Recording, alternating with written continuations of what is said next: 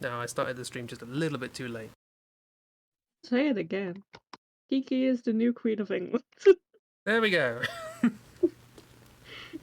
Hi! And welcome. And hi. And welcome. To a brand spanking new stream, by which I mean I'm on a new version of OBS, and everything's different. Including the fact that the captions are happening even when my mic is muted. So, but they're also just as bad. So it's funny. It's Veer! Yeah. Da da da da da da. Veer. Ah. Okay, that's still working. That's good. I didn't check all of the bits to make sure they're working. Also, Ragdoll, your mic's muted. I don't know if that's intentional.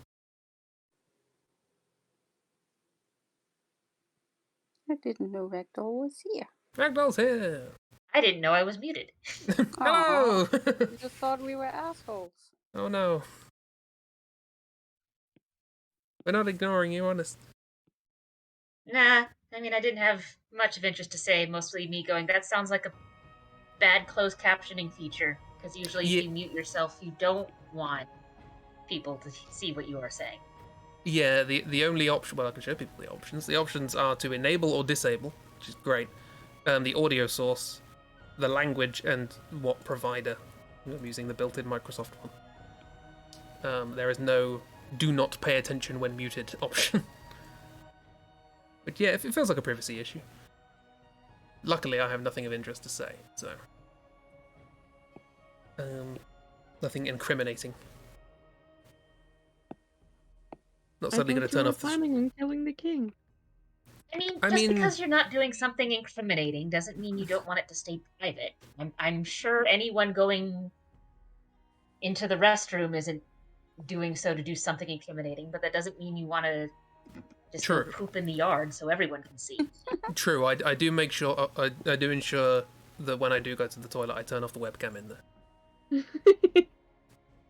Seems like a good idea. Yeah, it's just sensible, you know. Yeah, we're here, and we have cats and boats. This is a rough approximation of a cat down here. Over here we have white space because I'm scrolling badly. There we are. Over here we have a much better approximation of a cat. Over here we have what is completely unmistakably a cat eating sushi. It's stealing the sushi. Stealing the sushi. Oh no. Oh no. Not the sushi. Look at the evil intent in their eyes. I'm going to steal your sushi whether you want it or not. And then over here we have cat and a boat. Usually if you're stealing something, you don't want it to be stolen. Yeah, true. Yeah, unless it's one of those switcheroo type things, where it's like, here's the fake sushi. I don't think I could pull a switcheroo on a cat. It's surprisingly easy to do. So, okay, so cats will do this thing called mirroring, because cats are social creatures, despite the fact that everyone's like, oh, they're loners. No, it's just that they do parallel play. They more often than they do interactive play, unlike dogs, which do everything with you.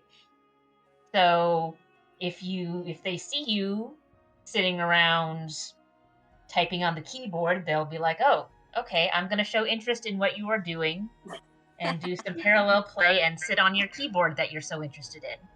Oh. Which is a problem if you are typing on your keyboard. But a way you can get around this is by giving them their own keyboard to sit on. Yeah. I've seen this. It's and cute. They'll do that. And that's not even the only thing. I've seen stuff where various cultures use like prayer mats and whatnot. And then it's like, the cat has decided to join prayer time and is taking up the prayer mat, which is making it very difficult to do my prayer routine. And now it's not a problem because we've given the cat their own prayer rug. As they deserve.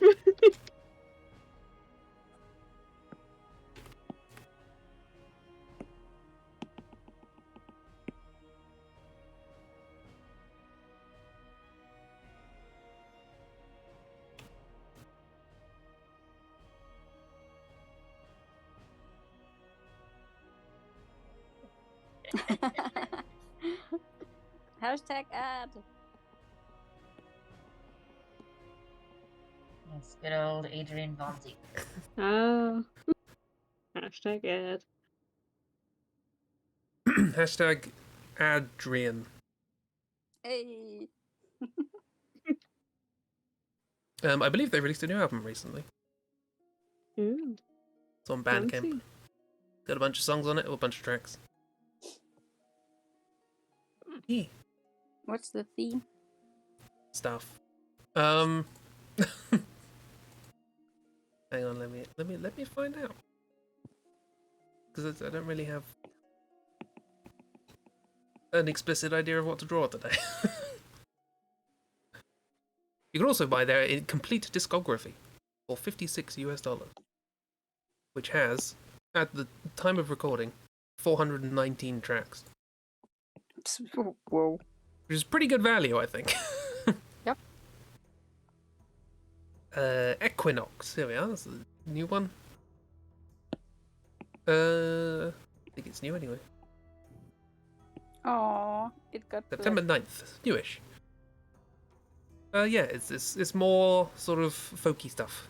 I think it's got a bit more variety in it than just sort of the Celtic bits and bobs. I did have a listen through. Oh, nice. So, for example, like Tokyo Rain is a track, and Mm. probably some elements of other music from around the world. But yeah, it's, some stuff. Equinox by Adrian Von Ziegler. Bandcamp. Available now for $7. Should we talk about Via? Right, okay, Via. So, I mean, the answer to that is probably no, because it's a Via stream. I did, as I was writing the scroll for this stream, I realized that the gimmick of Project Via is all about spinning wheels, Mm-hmm. and wheel spinning is a euphemism for not going anywhere. So it kind of works. Feels appropriate, yeah. I was telling my mom today that I thought the project was actually kind of coming together, which was unplanned. Yeah, surprising. It's like, this is gonna be a weird analogy. It's like if you're making like a white sauce or like a cheese sauce, and you're just stirring this liquid for ages, and it's just liquid. When is anything gonna happen? And suddenly it's thickened, and you're like, how, what, how, where, when? This is magic. Or I guess if you're churning cream to make butter, that would be an equivalent. Anyway, if you're familiar with either of those situations, it's weird how quickly it just suddenly changes from one to another. Yeah. Predict when it's going to happen too. So yeah, so last time we did stuff. We did it. I can definitely remember last week. all of the stuffs. All of the stuffs. We've got some connective tissue, at least, between individual story paths, if you choose to do individual story paths. Ragdoll made a nice circle. Yes, And then which a little... is on theme. a little two-way street between the forest and wizards. So hang on, let me get that information back up, and then we can recount it. Yes, so we were trying to come up with this idea of like things you can do for one place that would end up sort of harming another, and the character sort of has free roam and doesn't really know what they're supposed to do, at least on the first playthrough. So they can just end up screwing things over without realizing that's what they're doing, because if people are just trying to get you to do things in self-interest, they might not explain to you the whole picture, which is an interesting idea for a game. But yeah, so we have a draft for individual story routes for different areas, as written by Ragdoll. Golden City wants to crash the floating city to raid it, because nostalgia. And so much of the remaining art and architecture reminds them of where they lived and where they were alive before the apocalypse, because the idea we had in the stream before was that there was the big old apocalypse in what is now the forest, probably was previously a desert and or golf course. And yeah, the calamity happened, destroyed the civilization that was there, but there were remnants that are still hanging around when they went to the floating city, or maybe that's why they're still hanging around, because they're in a floating city. And the spirits of the people who died in that calamity, because it was way too much at once for Death to be able to process, managed to escape the afterlife and go to form the Golden City. So the floating city is the sort of still almost living remnants of the civilization from which they came. Heavy quotes of living, because it's sort of more deteriorating than anything else. Exactly, like this is the closest thing to the living parts of the civilization they have, and it's just crumbling and it's over, basically. Yeah. Metaphor. Then we have the floating city, the once an engineering marvel designed by the people of the harbour that runs on, quote, oil, unquote, parentheses, floor soup, unparentheses. The floor soup oil. Floor soup oil. We call it spoil. We have the harbour who wants to raid the depths of the caves for a large source of, quote, oil, unquote, open parentheses, floor soup blood pool to the void, close parentheses, on the recommendation from the worst archaeologist, not in quotes. It's just a fact. It is. He is the worst archaeologist. Yeah, no spare quotes for that. That's just... Yeah, exactly. The caves want to get natural light sources that are available in the ocean, because there's the whole light system thing. The people in the ocean do not want that, but the people in the caves do, because light is handy. The older residents of the ocean recognize that the residents of the Golden City are the same people from way back before the apocalypse, and they want you to take them out for good. I forgot about that, but that's the thing. Kill! Some of the wizards are trying to cover up for the PhD mishap that caused the apocalypse and formed the forest and are collecting evidence, so they're trying to hide what happened. The people of the forest want the wizards to go away and fix it, so they want to uncover it. Back and forth.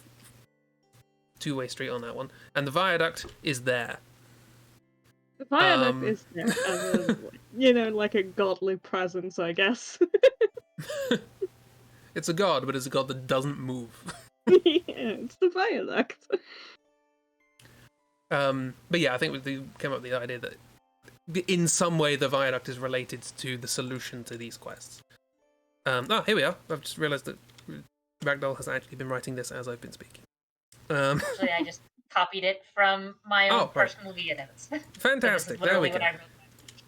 Well, I could have just had faith in your record keeping rather than reading out verbatim what you wrote. Well, that have faith in your record keeping? Yeah. Seems a reasonable thing to have faith in. Blep. That wasn't random. I just saw Chibi wrote that. I have this on a separate layer, so I can turn this off, so it doesn't take up all of the space. So yeah, there's that. All that's happening. And last time we got as prompts to do characters, and everyone got a bunch of different stuff. Has anybody had any cool character ideas? And or ideas for how this story starts to connect? Or continues to connect? Characters is not my forte. That's fair. I can design something to make into a character, maybe. It's funny you should say that, because I did have some character thoughts, but one, it wasn't to a character I made, it's to a character you made. Two, it's not to a character that's even related to the area I was assigned. Again, a prompt is a prompt. Do what you want with it. Have thoughts. Okay, so if anyone is familiar with the Discworld book, universe, whatever, there is a distinction in there between wizards and witches. So wizards are sort of the hoity-toity academic side of things, and the witches are more boots on the ground, actually working with the common folk sort of thing. And most witches find wizards to be just sort of useless at best. and just actively getting in the way at worst. So I was thinking it is possible that your witch character in the woods, Christy, Yes. is probably at least semi-aware of why the forest is, just in general. Just why? I was Yeah, wha- thinking of like some old wise, mysterious character in the woods. That's perfect. Yeah, and now I don't think she knows all of the details, much in the same sense that a local botanist doesn't quite know all the details of what was planned with the giant, with like some sort of giant dam that was built on the river. They just know that it caused problems and it's a mess now that they have to clean up. Yeah. Or that someone has to clean up. And it might not even be that the current witch was at the time. It's just that this is something we've been dealing with for a while. We don't want your wizard kind here. Get out. Yeah, it very much has like the vibe for me as you've described it of like how like owners of like if a shop is like inherited by from mother to daughter to mother to daughter, and still there's like this thing of like, yeah, but that guy can't come in. Why? He can't. It's forbidden. He's bad news. His he no he can't come in. So I'm sure there's probably like some wizards, at least wizard doors around in the forest, at least in the outer rings. But I'm sure the further you go in, the more it's, hey, no, stay out, get you out with a broom.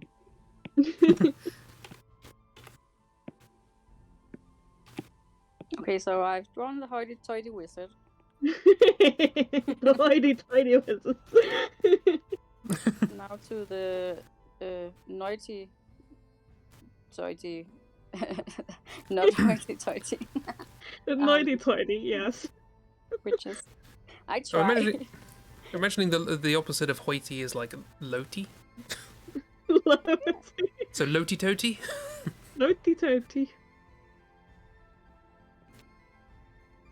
Yeah, I like that idea. I don't know, there's a connection there. Mm-hmm. Two.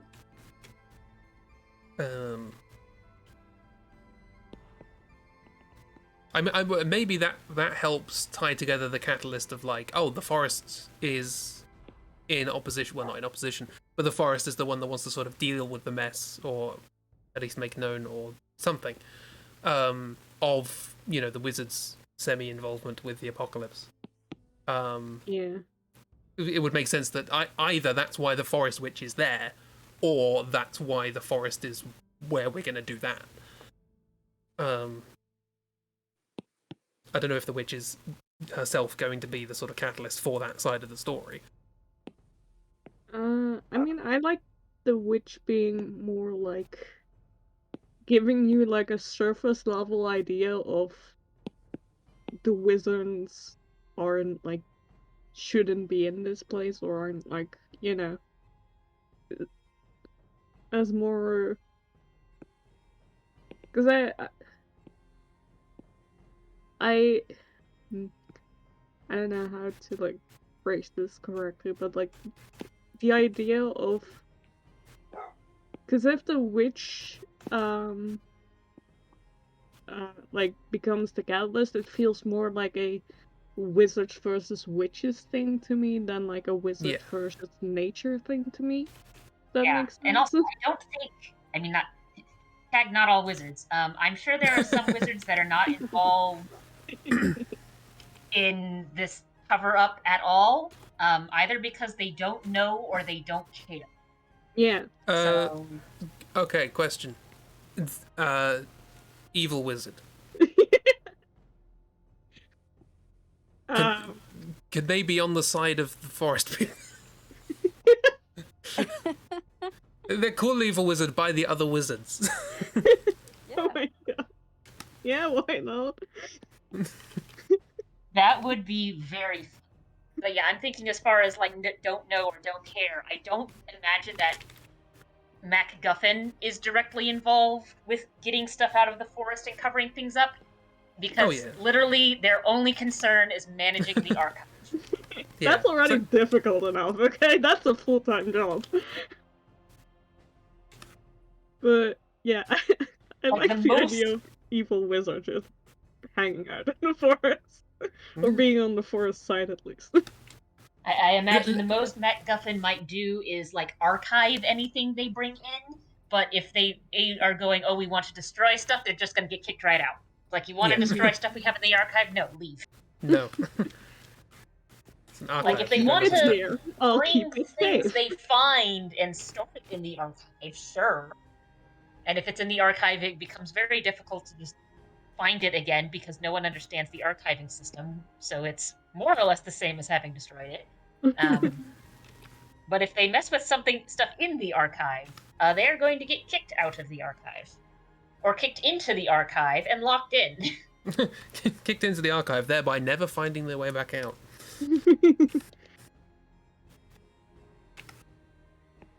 But yeah, I imagine I imagine there's plenty of other wizards who are either not involved or not involved directly, because it's just not their concern. One of the phrases that comes up sometimes whenever we hear news about other departments making updates for things is basically the phrase, "Not my monkeys, not my circus, I don't care." So yeah, that's probably the idea. And I mean, there are some situations where it's like, okay, that's a reasonable thing to have. Like, the English department decided to reorganize how they have their elective system set up for their upper division electives and retitle a couple of courses, including a couple of lower division courses. I don't care. Whenever it came forward for a vote, it's like, right, you guys have discussed this amongst yourselves. This is your idea. None of this seems absolutely unreasonable. Whatever, go with it. So this is that, but just stupider and more apocalyptic. Which means there's probably some wizards who are aware of what's going on, but just sort of sigh, shrug their shoulders, and go, whatever, not my area of study. Whatever. They only, like, caused an apocalypse, but, not my area, so it's fine. That also implies that there might be some wizards who are like, I am going to vote down your naming schema that I have absolutely no stake in unless you vote up my thing. I mean, yeah. Wizard politics. They're feral academics. Yeah. I'm also now just looking through the wizards we've made and thinking about, like, who would, like, actively try to make things disappear of the wizards we've drawn so far. I don't know. Or who would participate in making things disappear because who cares, might as well. I think most of the... Here's a quick little gallery of the wizards that we have seen so far. I honestly think most of these don't care. And they've got their thing they want to do. Yeah, that's also, like, what I was thinking. Like, most of them are so heavily themed that they don't feel like, they don't care. This is not their area of expertise. Yeah. They've been going off in the world doing their own thing for the past 1,000 years.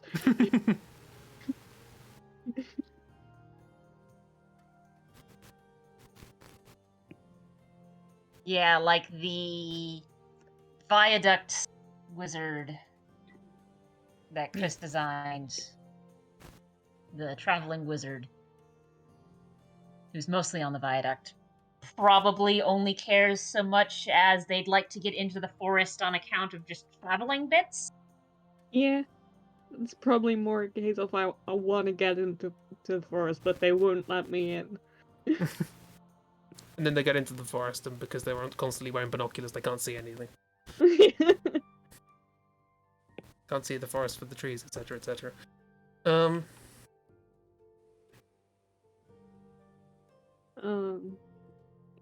Yeah, I'm wondering, like, of, Top of like, this. general... Because I imagine, like, if it is, like, academia and there are, like, quote-unquote departments, naturally the department would be involved, but also, like, that was, like, the first question that came into my head. Who was the PhD supervisor who has to deal with this mess? Yeah, that's going to be a twist, I think. Who approved this thesis? Who approved this? God, that would be just the worst paper trail.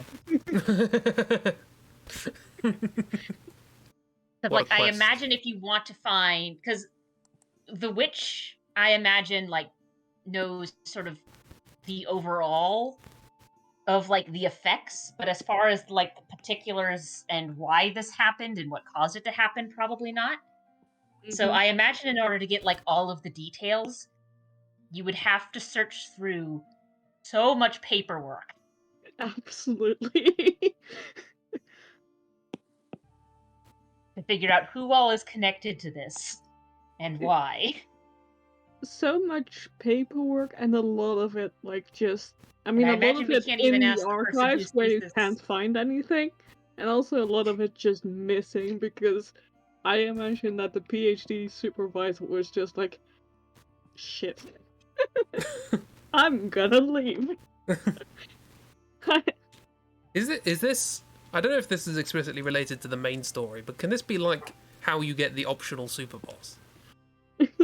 Is whatever wizard turned out to be the PhD supervisor, and they will do whatever they can to stop you, and they understand apocalyptic magic, so Yeah, probably. That, or this is how we work, one of the ways we work our way backward to figure out, fame and fortune are a thing.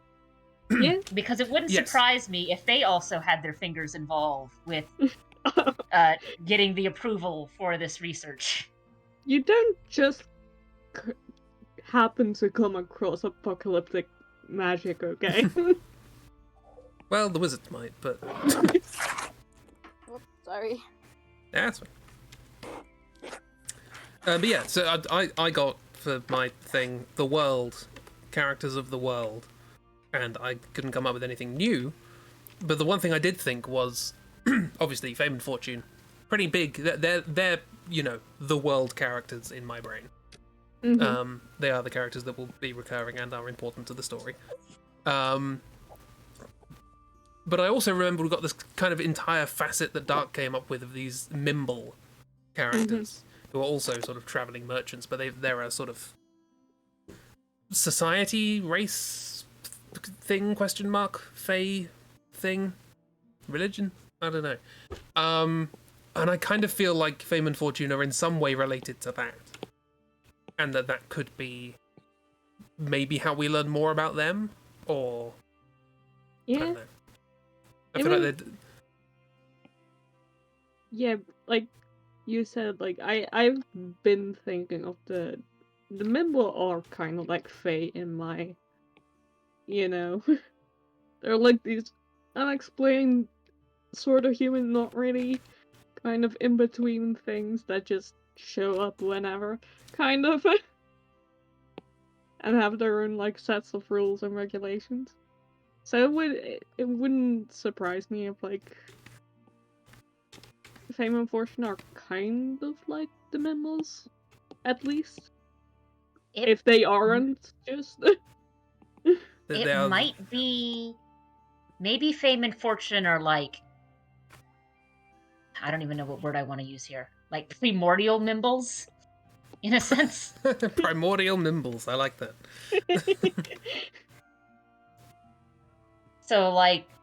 So, and this happens with a lot of various religions, but you notice over time that various gods and deities get sort of softened over time. Yeah. So it might be that, like, there's they're related in the sense that it's sort of like almost subspecies of each other, where the Mimbles are sort of the domesticated version, in a sense, and then Fame and Fortune are the wild, uncontrollable, will steal your lunch and then make you buy it back from them. Yeah, a bit Type. bit of like the difference of like between like Fae where you leave some food out and they'll clean your stuff, and the Fae who will, you know, guide you into the woods to never be seen again.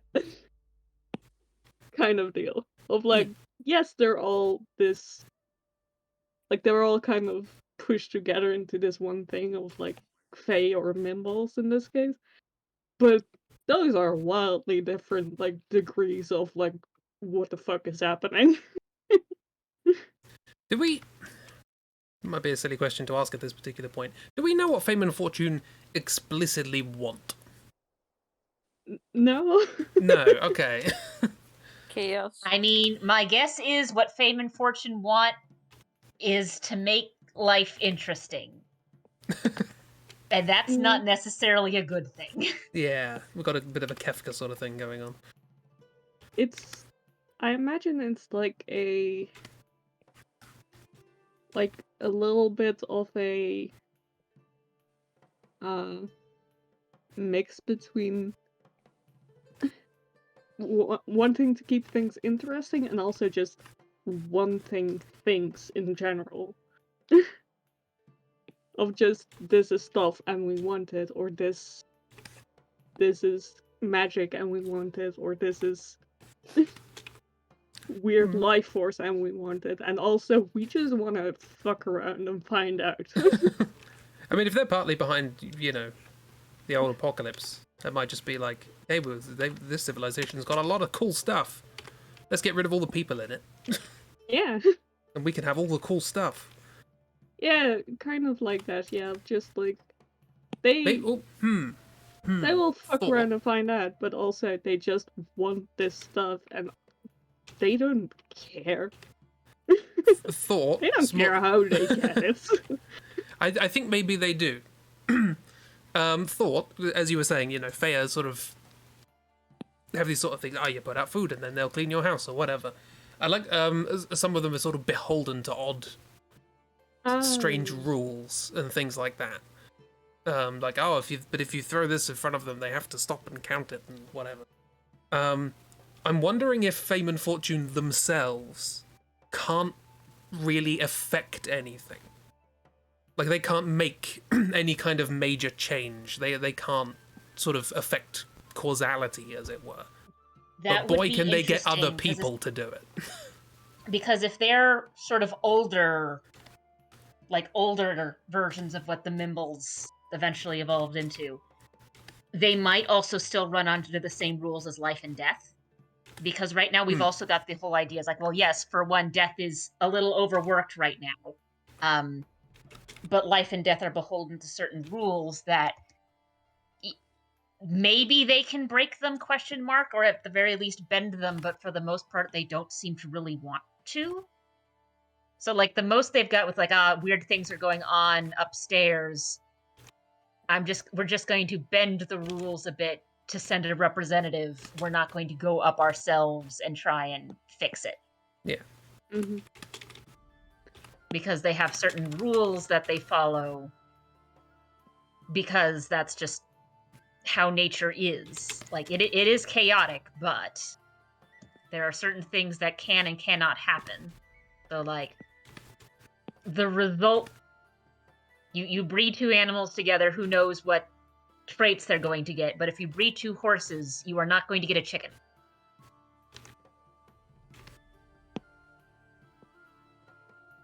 Mm-hmm. Yes. Sorry, my brain thought I knew where that was going.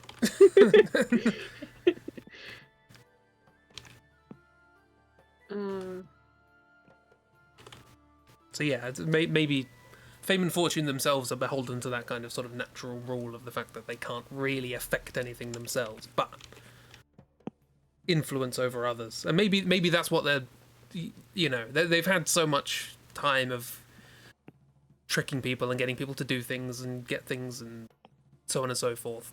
And maybe they can't explicitly take anything from somebody, but if something's been abandoned, they could take that. So, if the civilization dies, they Yeah.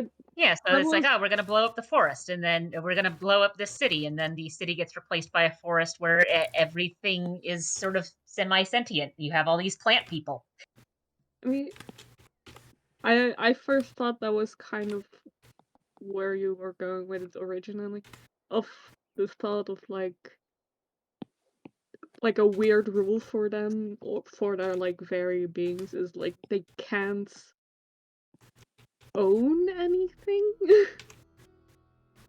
Technically. Yeah, something like that. Of course they find ways around it, because like if nobody else is alive to own it, technically it's theirs, but like they cannot Oh, another possible workaround with that. So, okay. We've sort of established that the first times you like see fame and fortune, even without knowing what they are, they're like merchants, so you think they're just regular mimbles. If it's in your store, technically it's not like your property for you, it's your property to sell. But if it's so expensive that no one's going to want to buy it... Everything has a price. If everything has a price, technically they don't own it. Yeah. Because it's like, we're just holding it. It's in transit. Obviously, it has a price. If it belonged to us, we wouldn't be selling it. So everything has a price. And literally everything, because they technically cannot own anything or like, even like touch causality or whatever. Yeah, so but what I'm thinking is like, is there some way, I don't want to add more complication to the metaphysics of this universe, but I'm going to. Is there some way that they've maybe they found out a way that they could somehow break that? That they're trying to disrupt causality to such an extent that they can break those rules, finally. I mean, I imagine it's a little bit of a thing of like, if nobody can touch causality, like, if we can touch causality, we can't cause anything to happen. But if nobody else can do it either, and everything is kind of...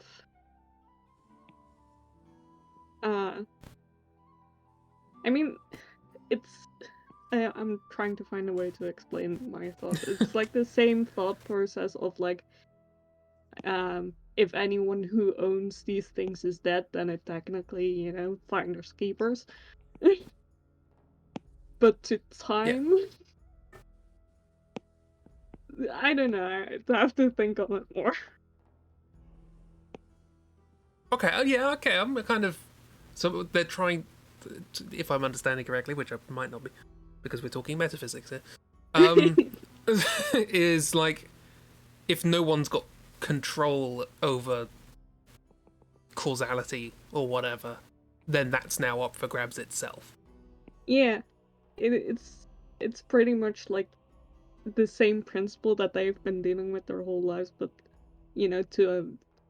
to time and causality itself, of like, once we can't touch shit because technically like this belongs to someone, like time belongs to people and whatever.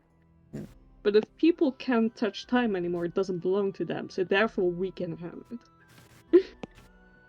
That might be why they're so invested on getting people to mess with things that screw up the life and death cycle, or just screw up life and death in general, or as entities. Yeah. Because if all of that's busted, then free real estate, baby. Yeah, like, once, like, life and death are gone, the universe is basically up for grabs for them. Yeah, I was gonna say, if you go for the ending where you're fighting life and death and you kill them, fame and fortune theoretically now control life and death. Yeah, exactly. Which is not a good ending. No, it's not. No, but the point of these isn't every ending is good and Oh, we yeah, feel yeah. like we've accomplished something. Sometimes the ending is just like, and now you get to be an asshole. Everything breaks.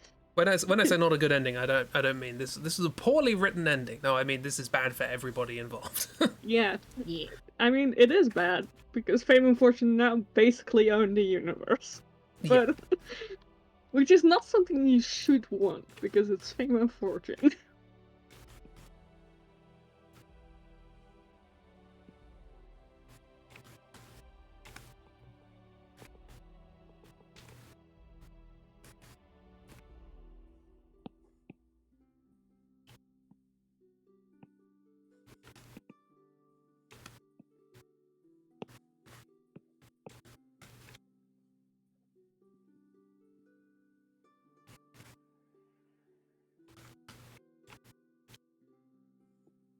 God, that's just such a weird twist direction for things to go, where one of the possible endings is helping a couple of kleptomatic gremlins steal the concept of life, death, and time itself.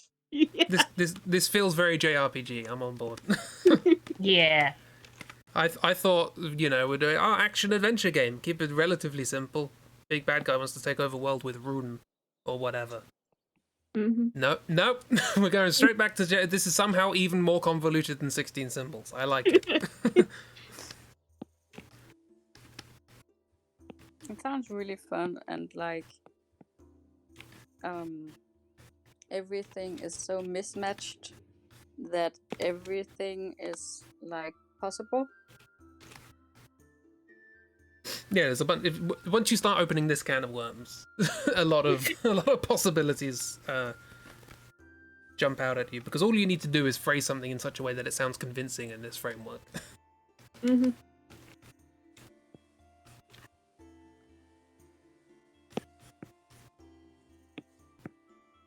I think we've just sort of made the plotline equivalent of the how do you get out of a room where all you have is a table and a saw. Isn't it just the table? No, Look at it's the. a table. It's a table and a mirror. Oh right, okay. You I look. don't even think. Yeah, you I'm look not in the sure. mirror. You see what you saw. You take the saw. You take the table in half. Two halves make a hole, and you jump out the hole. Yeah. Which, if you've never heard that before, that sentence going at that speed is. Yeah. I wasn't gonna say it, but wow. Yeah, it's Yeah. I feel like this is Fame and Fortune rules. I'm on board with that. That's a good analogy. Yeah, that sounds like Fame and Fortune. Yeah, so that joke, for those who have either not heard the joke or I'm sure it doesn't work in all languages. Mm-hmm. So the premise is you are in a room with no windows, no doors, just a table and a mirror. How do you get out? And the answer is a word pun. Mm-hmm. So you look into the mirror and you see what you saw. So seeing and saw, past and present tense of viewing something. But saw is also an object that you use to cut things. So Yeah. you take the saw that you saw, and you saw the table in half. Two halves make one whole object, but whole is also like a hole in something. Like we've cut a hole into it, and you jump out the hole. Yeah, it makes sense, but makes sense in weird ways. But I get it. It makes has as much its own sense as it internal needs to. logic. It's just bizarre, Yeah. which makes sense for Fae-type creatures. Yeah, yeah, that sounds very much Fame and Fortune rules of like, we do have rules and laws we must adhere to. Like technically we cannot own anything, but there's always a but. And it's just all these very convoluted ways of, getting around that somehow make sense, but also, You know, they clearly have, like, had way too much time to think about this. They've done a lot of rules lawyering. Yeah.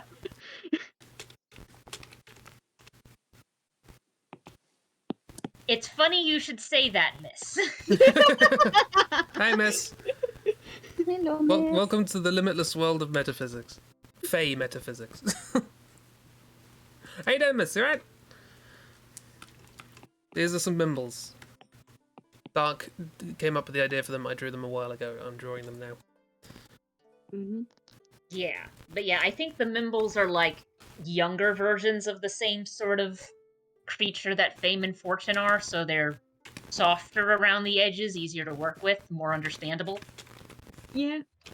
Like, they're still odd, but mostly odd in the sense of, like, you went on a trip to an entirely different continent, and they have different social rules here, and you're not used to them.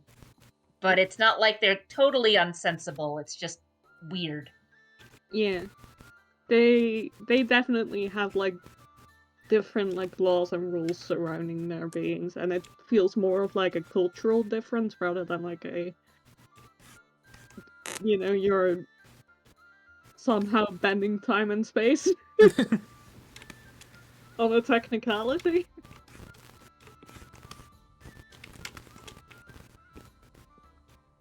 It's much less dangerous, at least.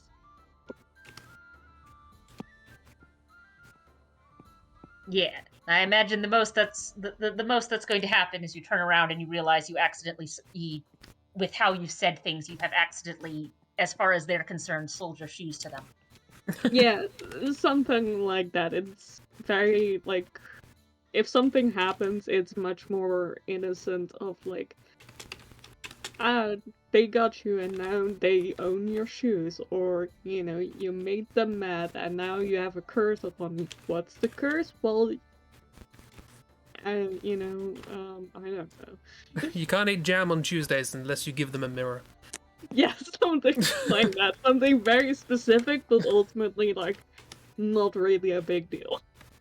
Yeah, mostly just a little annoying, but only if you, like, forget about it. Like, who's gonna remember that, oh, I can't eat jam on Tuesdays specifically? Any other day is fine, but Tuesdays are a no jam day. Like, Yeah. it doesn't really negatively impact your life, because there are other things to eat that aren't jam, There are? but also, like, depending on how weirdly specific they want to, like that's just what. So with the Mimbles, it would be like, jam is just jam. It's what you think of as jam. But with Fame and Fortune, it'd be like, let's discuss what the definition of jam is. Yeah. Mm-hmm. It's like the argument of, like, is a hot dog a sandwich, but worse.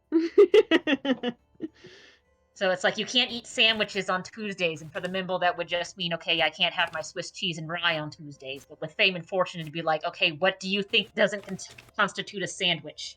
Yeah. Also, Tuesday's going to get a lot longer, what with time zones and stuff. So, Yeah.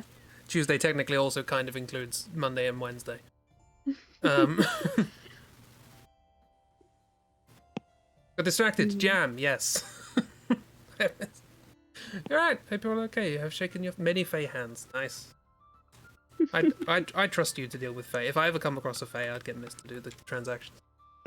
Yeah. I trust Miss with that.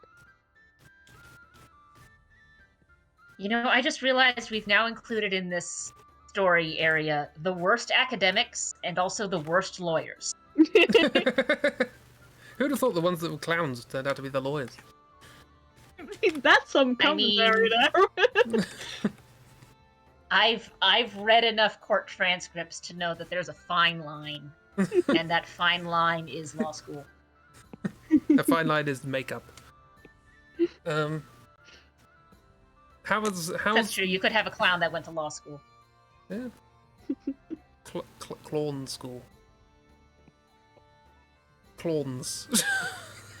I mean, like, they both have very specific schools that you have to go to. It's not like, oh, I go to, you know, college and I get my clown degree. No, it's, I go to clown school. I've invented a new word. Class.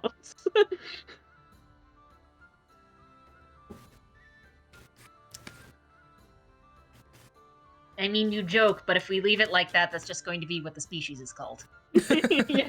Yes, the origins of Mimbles are clones. Oh no.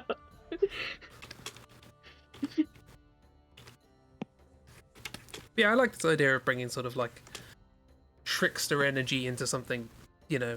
If you give trickster energy to something that's sort of around long enough and greedy for long enough, then they'll work out how to make it real serious real quick. Mhm. And by real quick, I mean over the course of several millennia. Exactly.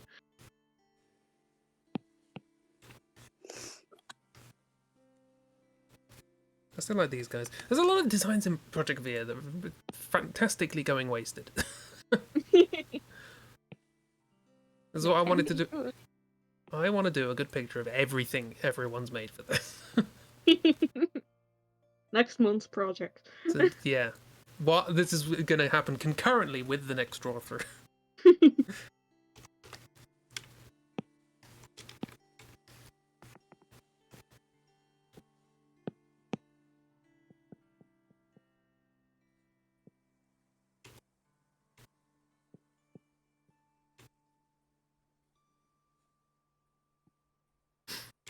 Meanwhile, is Cool Witch. With nonsensical hat. It's a nice hat. The I best know kind it's of just because you haven't finished like actually drawing the hand, and that part of the body is still in the sketchy phase. But it looks like she's flipping him off. I was going to say the same thing. He's supposed to be pointing at him like being mad and having a discussion and stuff. Well, yeah, that makes sense then. Hoity-toity, it's a good phrase. Hoity-toity and loti-toti. I think that's what we came up with. Yes. I the name of haven't the- actually drawn anything because I didn't know what to draw. I'm just drawing Mimbles. They're completely unrelated to what we're talking about. I mean, it's technically related. Well, yeah, but it's not. because These we've three been Mimbles. talking about how they're like the at least semi-domesticated version of Fame and Fortune. They are looking alarmed at Fame and Fortune. I don't know the relative heights of these things, so I'm Small. just. This is. I'm yeah, sure small. with Fame and Fortune, height is relative. Yeah. Oh yeah, I we did mean, know. Yes, true. we did talk about that. I believe that was the thing. Oh, I'm now looking through the gallery, and yeah, because everything has a price. That's literally a thing Yep. Chibi wrote with them. Yep. Exactly. Everything has a price. Everything has a price, with the everything emphasized. Everything. This has Stan Evidan energy.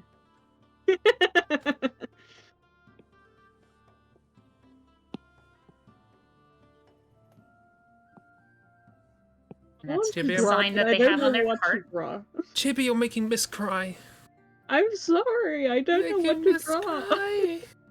How could you, Chibi? Draw 'em up. And We are In our liking defense, clips. we may not have been doodling, but we are contributing 2 ideas. So Yeah, no. I think this is probably indicative of something to do with Project Via that we have done. We haven't drawn anything important, but we have talked about a lot of important things, as opposed to the previous 20 weeks in which we drew a lot and didn't talk about anything important. also, Chris has drawn my character, so I think it technically counts, you know? Yes. I was trying to draw them in such a way that it's not obvious what style I drew them in the only other time I've drawn them.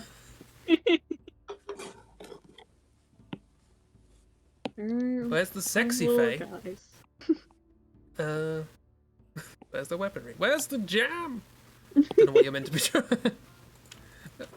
I mean, I guess speaking of Anything. sexy characters, back with the wizards, because of course, if we do have it so that the evil wizard, who is evil according to other wizards, is in sort of opposition of this cover-up, I think based off of like just wizard nonsense stuff in general and the general smugness that you've given the character, I don't think they're in opposition of this because of moral reasons. I think it's for petty reasons. Oh Oh, yeah. absolutely. 100%.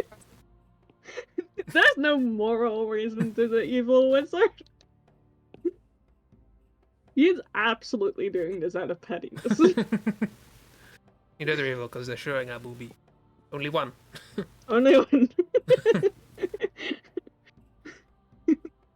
Unlike Buff Wizard, who's showing both, and thus not evil. Mm-hmm. Exactly.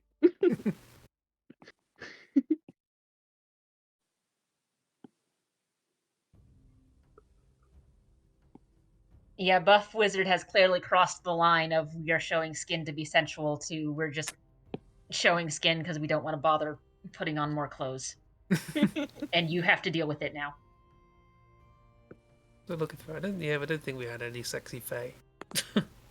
No. Do we need a sexy fae? Not really, no, but Miss wants it.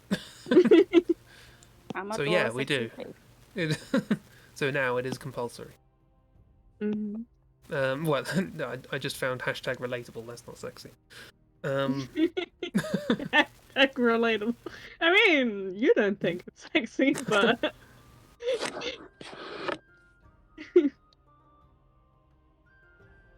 Much like the Picts, the more nude, the more intimidating. Yeah. Mhm. Send nude Picts. That's almost a joke. Right? I mean, it is. It is a joke. It made me laugh. Oh, well, I've said things that are definitely not jokes that have made people laugh just because it's incorrigible. Miss acknowledges that it is a joke. Okay. Well, Miss says well done. That doesn't mean it's a joke. Well done. You have circumvented the definition of a joke and somehow managed to make somebody laugh. Congratulations. Um, I mean, isn't that like sort of the whole point of anti-jokes? Yeah, kind of. what are we meant to be drawing? That's a good question. Yeah, fantastic. We're sort of talking about the general ideas of the story. So, okay, if Fame and Fortune, their sort of end goal is to sort of disrupt causality to the point that they can start taking ownership over abstract concepts, where does that actually go? Like, what is, you know, the good ending where presumably you fight them? Like, what form does that take exactly? They don't do that. Well, They don't. yeah, jam. Things go back to normal. You can eat jam on Tuesdays. Tuesdays is back to being jam day. But what I mean is, like, what series of events occurs? Like, what's the build? What's the climax?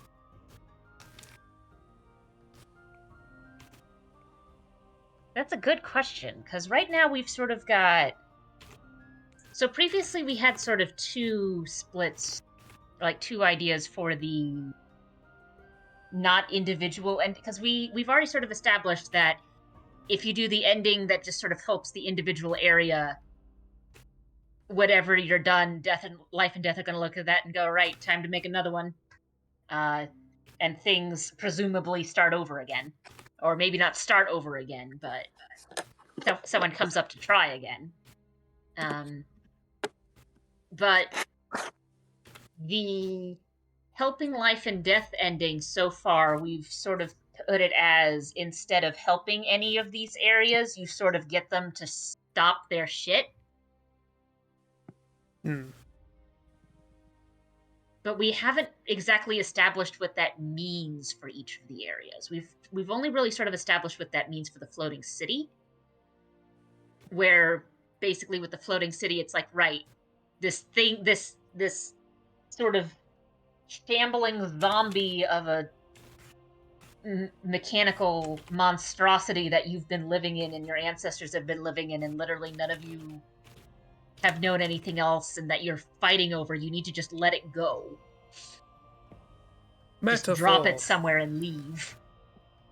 But we haven't really established what to do with the other areas. Because right now, the quote unquote goal in some of those areas isn't quite as dramatic. Because, like, what we have right now for what the caves want, like they just need lamps. Like, they just need a lamp. That's not quite as dramatic as warring factions. Yeah. Also, we do have the sort of fundamental structural issue of if the good ending involves basically diffusing situations, we're setting ourselves up for the ending of a massive anticlimax. You know, if the best thing you can be doing is stopping things from happening, with not going anywhere. Yeah. So yeah, we'll have to work out what's sort of going to happen with that. Now, I mean, we could sort of combine the two. So, sort of like a secret ending. So, like, sort of the general idea of, like, you diffuse everything, life and death, thank you, and then go on your way. But, like, after credits ending type thing, oh, there's one thing left to do still. And then after the credits, you wake up and it's, oh, there's still something that needs to be done. And that's when we then go and deal with Fame and Fortune and kick their asses so that they stop doing this more. I'm trying to think, is there something we can have that's like... Because that might be... I'm always intrigued by bosses in games where the fight itself is in some way connected to other things that have happened in the game. So, no big spoilers for Elden Ring. But there is a boss somewhere in Elden Ring who sort of gets more powerful the more stuff you've explored. And there's a story reason for that. And oh, and like Sorrow as well in Metal Gear Solid. Yeah. Where the more enemies you kill, the more ghosts he has to summon to mess with your brain. And if you're going through the game and just don't kill anybody, it's just a really awkward, like, nothing happened. Yeah. So I'm wondering if, like, in some the very basic idea of, like, the more transactions you did with these two, the more powerful they are. That makes sense. Or something like that.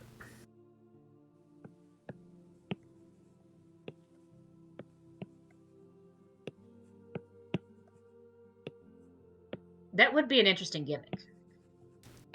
And You're again, essentially... since they're going to rules lawyer it, the transactions might not even just be you bought things from their shop. Because if they've got fingers in what all of the mortals are doing, it could be... I mean, it could be that Fame and Fortune are just something that you end up having to fight regardless of what ending you have. Yeah. And they're harder or easier to fight depending on what you're doing. So, like, if you go the route of, we're just going to help everyone wreck everything, congratulations, you've done transactions with them so much.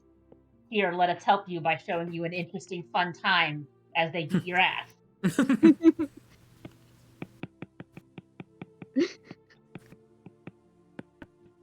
Thank you for zooming in on my charm gem. You're welcome. Miss really wanted it. So... Really. I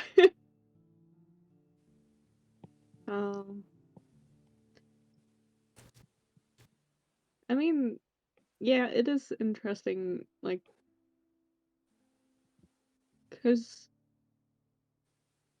you presumably would have a lot of interactions with them or just see them around in general. And, like, it'd be interesting of, like, this game, invites you to explore everything, but counterside, you don't want to explore Fame and Fortune because every conversation you have with them, every interaction is in their favor kind of thing. Yeah. Yeah. Yeah, and like I said, if they're doing a rules lawyering thing, if you're doing things to quote-unquote help them, that's now more transactions. Yeah. It's so, just like, that you don't think you're helping them because you're working with the mafia. or something.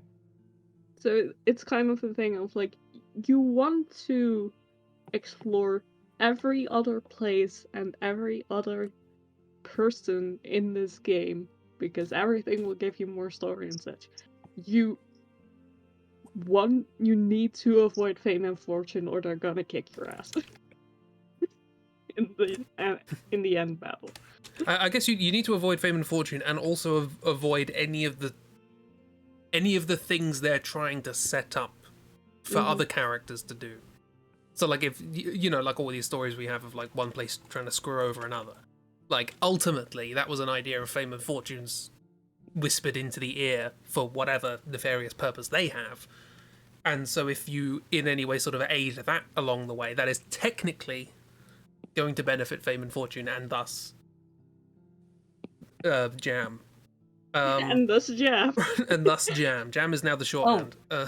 Oh. Breath of the Wild. So, technically, in Breath of the Wild, you can, once you get off of the plateau, just make a beeline straight to Ganon's castle and fight him in your underwear. Yes. But, well, one, if you fight him in your underwear, you've got no armor and you've got no weapons besides just sticks that you pick up along the way. But also, he is more powerful. But as you go through, you can do things that'll, like, cut his health down. But if you do everything, and if you just do the dungeons, it cuts its health down and you have a regular fight and he's done. If you go through and do the memories as well, it's it adds an additional phase to the fight for some reason. So I think Fame and Fortune works as an ultimate boss for all of the routes, really. And it's just depending on how much screwing over you did of various areas, depends on how that fight breaks down. Mm-hmm. But if you do, as Chris said, make it so that things don't happen and defuse situations, now you get to their fight and the initial fight is weaker, but it might be interesting if there's, like, more there. Because I have a feeling, like, even if you manage to beat them in the fights where, like, when you fight them, but they manage to gain some strength, it's like, you've defeated them, but they're not really gone because you did manage to get them power and they will be back. Yeah. But if you do the we diffuse everything route, maybe they've got some sort of, like, desperation phase. Yeah, I was going to say they'll have like a kind of desperate times call for desperate measures sort of thing. Like, this is if we're going to lose here, we've got to do this thing now. This is going to screw us over if it goes wrong, but yeah, it's like if we go with the thing of like technically they're like laws that they cannot own anything, so, or even touch causality. So if you like diffuse all their things, they sort of like cease to exist almost. okay. But they would have like a last ditch effort thing. It could be one of those things that kind of blows back up in a sense of like, okay, we're beholden to these rules, and then we don't have any things, so technically we don't exist, and everything goes quiet, and then it's like, and thus if we don't exist, we no longer have to follow the rules. Yeah. And so just for a brief moment, they've got like, we can do what we want, and then there's like big, this very explosion. brief in between stage of we no longer exist, so therefore we don't have the rule that we cannot touch causality. Yeah, and they're like, last ditch, if we don't do anything at this point, we fade away, nothing happens. Last ditch, merge together, bundle our power. Yeah, because kick their ass. Because yeah, the big problem I had with this idea of like the good ending is where nothing happens. Is the ending will be very anticlimactic. But I like this idea of like the nothing happening legalese back of like these people now turn into nothing, as it were, in terms of interaction with things as they exist. And I imagine that makes it a different fight. So I imagine, like, if you're going the individual routes, and I imagine, especially since we've got this wheel going on, you could technically do multiple screw over this areas and potentially do all of them simultaneously.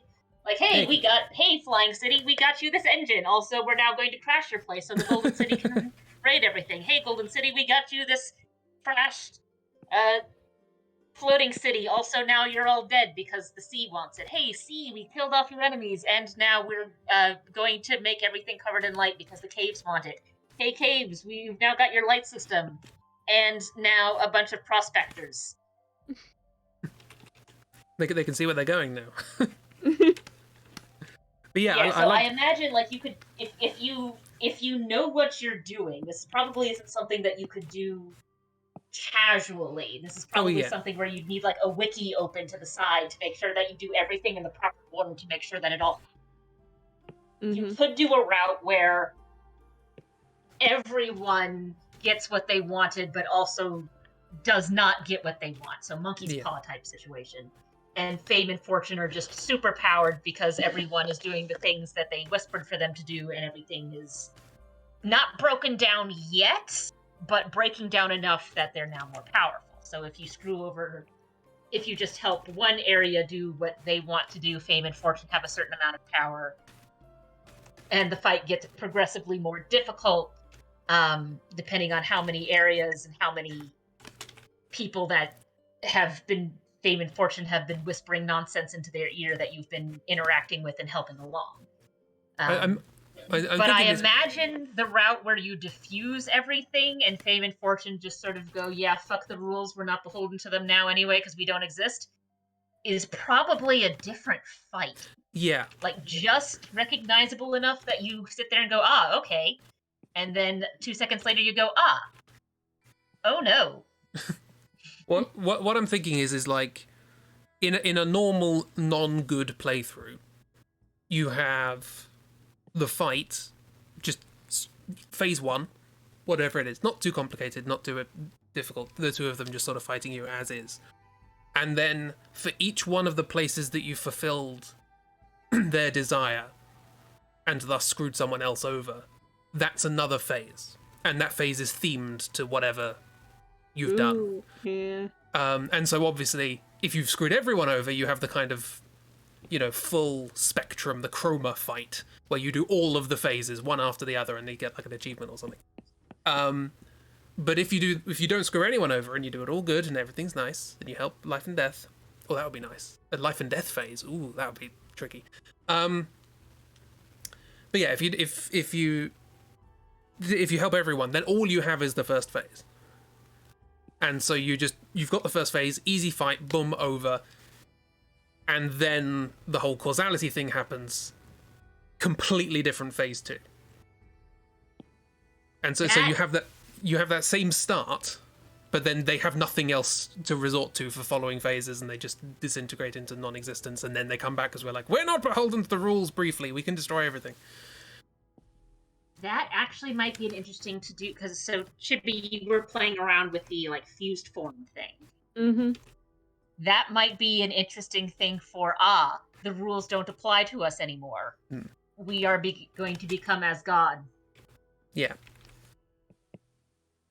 For just a brief moment in time. That will also last for a long time because time is weird and relative. Especially in boss fights. Yeah, especially in boss fights. Particularly given that you could die and reset and come back. Time! Do the Dark Souls excuse. The flow of time is convoluted. Wibbly wobbly, timey wimey stuff. Wibbly wobbly, timey wimey. Mm-hmm.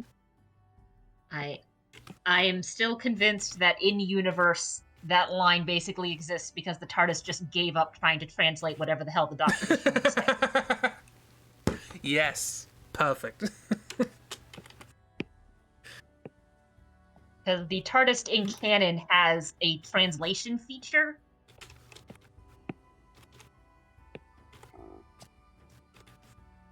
Which is the excuse we have for everyone knowing what everyone else is saying as far as the Doctor is concerned. Yeah, everybody in universe speaks English. That's because of the TARDIS.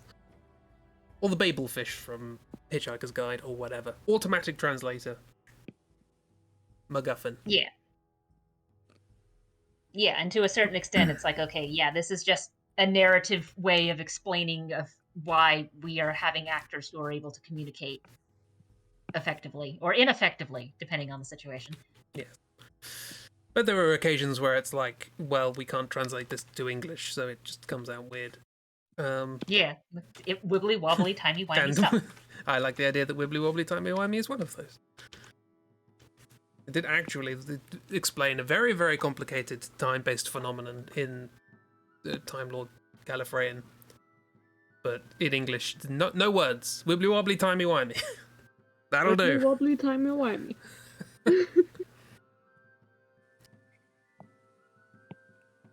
Talking about Doctor Who, by the way, if you don't know. Mm-hmm. If people don't know the Doctor Who. What happens if I type wibbly into... Yep.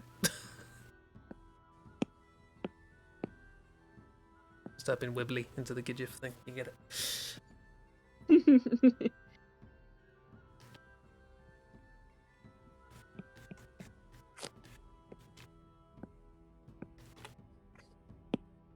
So yeah, I like this idea of like standard phase 1 PH and F fight.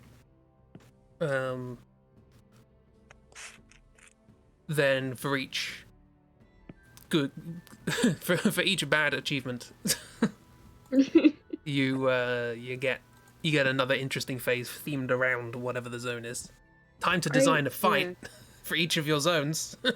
Yeah. I also like the idea of like, you know, they changed our fight according to a zone because it feels very like circusy. Ooh, yeah.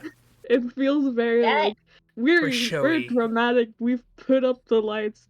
This is our performance of your wrongdoings. We're gonna throw it back in your face. This is a Might performance also of be your another wrongdoings. interesting thing. If the fight is sort of framed like this is a performance, like, thank you for all you have done to help us, and the player is like, what the fuck are you talking about? And the Fame and Fortune are like, let us show you what we mean. And the fight is probably not like following every single thing you did, because that would get way too complicated.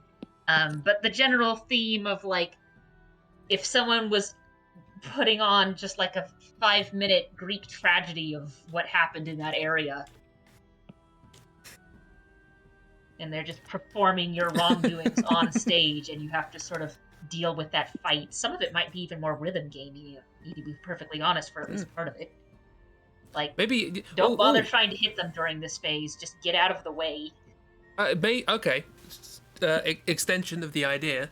I kind of had a very, very early on when we were actually thinking about how this game plays. We sort of had this idea that each zone kind of had its own gimmick. So like there was a lot of platforming in the viaduct, and I can't remember much more. But we did come up with this idea that each area would have its own sort of mechanic for how it sort of played. And I feel like that, yeah, like you said, maybe there is an area which is more of a sort of bullet hell in terms of its combat. And that's what that boss fight becomes, the themed boss fight. Love performance art. Yeah, Chibi, can you animate this? You do animatics, right? Sure. Jam! I just saw the jam. Jam! Let's jam. With them saying it and then just pointing at Jam. Just, this is the performance of your wrongdoing. It's Jam. I mean, you've gotten a lot of people both into and out of jams. Yeah? I mean, Metaphor. we don't know what this game's called. Like the what we're doing is Project Via, but we don't have a name for the game. Could it be Jam? Just jam. Just Jam. Jam on Tuesdays. That sounds like the name of an indie game made by like two people, one of which only did music. Yeah. Welcome Yeah. to Rhythm working thing. title Jam. It came out of a game jam, and they just couldn't think of any better name. How the hell would this come out of a game jam? It wouldn't. Jam. Can I just With make this every single bullshitty thing we've thought of, this absolutely wouldn't happen in the game jam. No. This has taken 21 weeks just to talk about. I mean, even if you had some idea of what you wanted going in, just a programming perspective, you would not be able to make this in. No. Absolutely not. Even if you had all of the assets as stock. Impossible. Impossible. Also, hey, look at this friend. God, I'm just imagining using so asset making is the thing that takes the longest amount of time, but when you are figuring out like basic programming and interaction things, you don't technically need specific assets to get things to work, so you'll have a lot of people who use this is a placeholder thing until the person who does our 3D modeling gets the actual 3D model made. And I'm just imagining if this was a thing that was actually happening, be like, right, here are the two terror clowns for the final boss. Their models aren't made yet. We're just going to use a model of just a regular old circus clown as a placeholder. Is the JPEG? It's the broken image picture. when an image hasn't loaded. You're nice. And you're really good. Thank you. Today Yeah, we look learned. at this painting you just busted Yeah. out. She has adoring fans now. She's like a goddess. She is. As she deserves. Gosh darn it. Probably a nicer god/goddess than these two gremlins here at the bottom. Yes. Fame and fortune would not make good gods. Oh, speaking of, that does remind me, don't the Mimbles have... They do They have do. a god, yes. Moink. Moink, yeah. and the Mimble.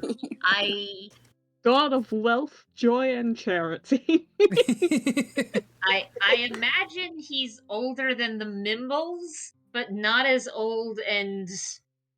Like, he's probably, like, the main branching point where we went from chaotic gremlins Clones. to these things are maybe strange, but they are definitely, like, more domesticated. Yeah. So he's probably also of the same species of the Mimbles, just a heck of a lot older and more powerful. Yeah. Yeah, very like King Oberon, Queen Tatiana vibes. Of, you know, higher Fae being, but definitely not like the worst or oldest out there.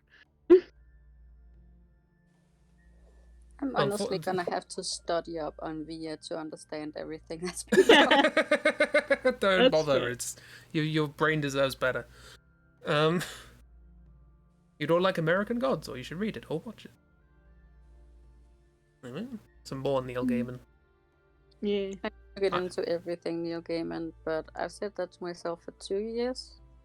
So I mean, I've said I really want to get into Terry Pratchett stuff. I've been saying that for about a decade. So I just Yeah, like that seems watching fun. the same old stuff because it's comfort. yeah. Yeah. I mean, I'm watching new old stuff. So I'm I watching mean, we all episode. know your comfort decade is the 60s. How dare you? I'll have you know I'm watching things from 1969. That's almost not the 60s. It's almost Almost. still the 60s, though. It's in color. It's totally different. Mm-hmm. Keep telling yourself that. Maybe one day I'll believe you. I'm 60. I look. How dare you?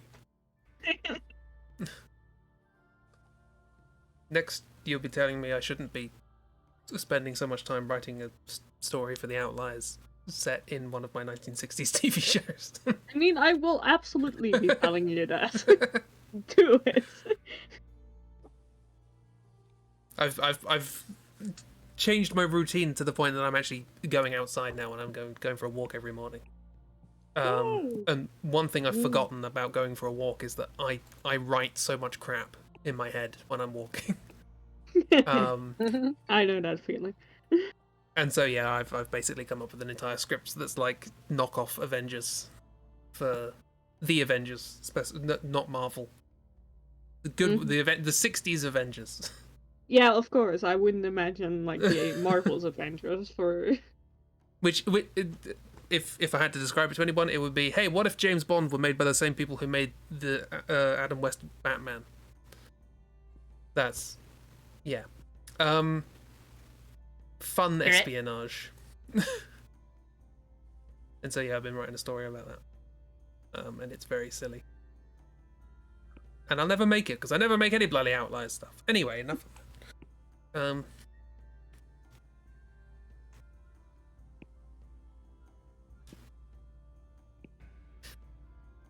Hello? How much do you have to pay for me to draw a background for you? How many penny farthings are there racked on the wall behind? And are they in perspective? That's important. The answer is no, I can copy and paste it, it's fine. Oh, speaking of perspective, small tangent. This is a Project Via stream, we have a tangent. You've drawn the penny farthing, yes! Congrats. You need the background. Why are you drawing a background? This was designed in OC. Yeah, why do you need a background? You don't. I guess I can't really say Draw that because colored blob. I'm drawing Blob. a fairy, so Have the background be a spotlight, and the spotlight is washing out the curtains behind them. Miss, you are one of the best people I know at drawing really good abstract backgrounds of just like shapes Yes. and splashes and colors. Draw a cool shape. You're an artist in your brain's left. Look, I would complain, but I also know what I'm drawing for my next October drawing, which is mostly background.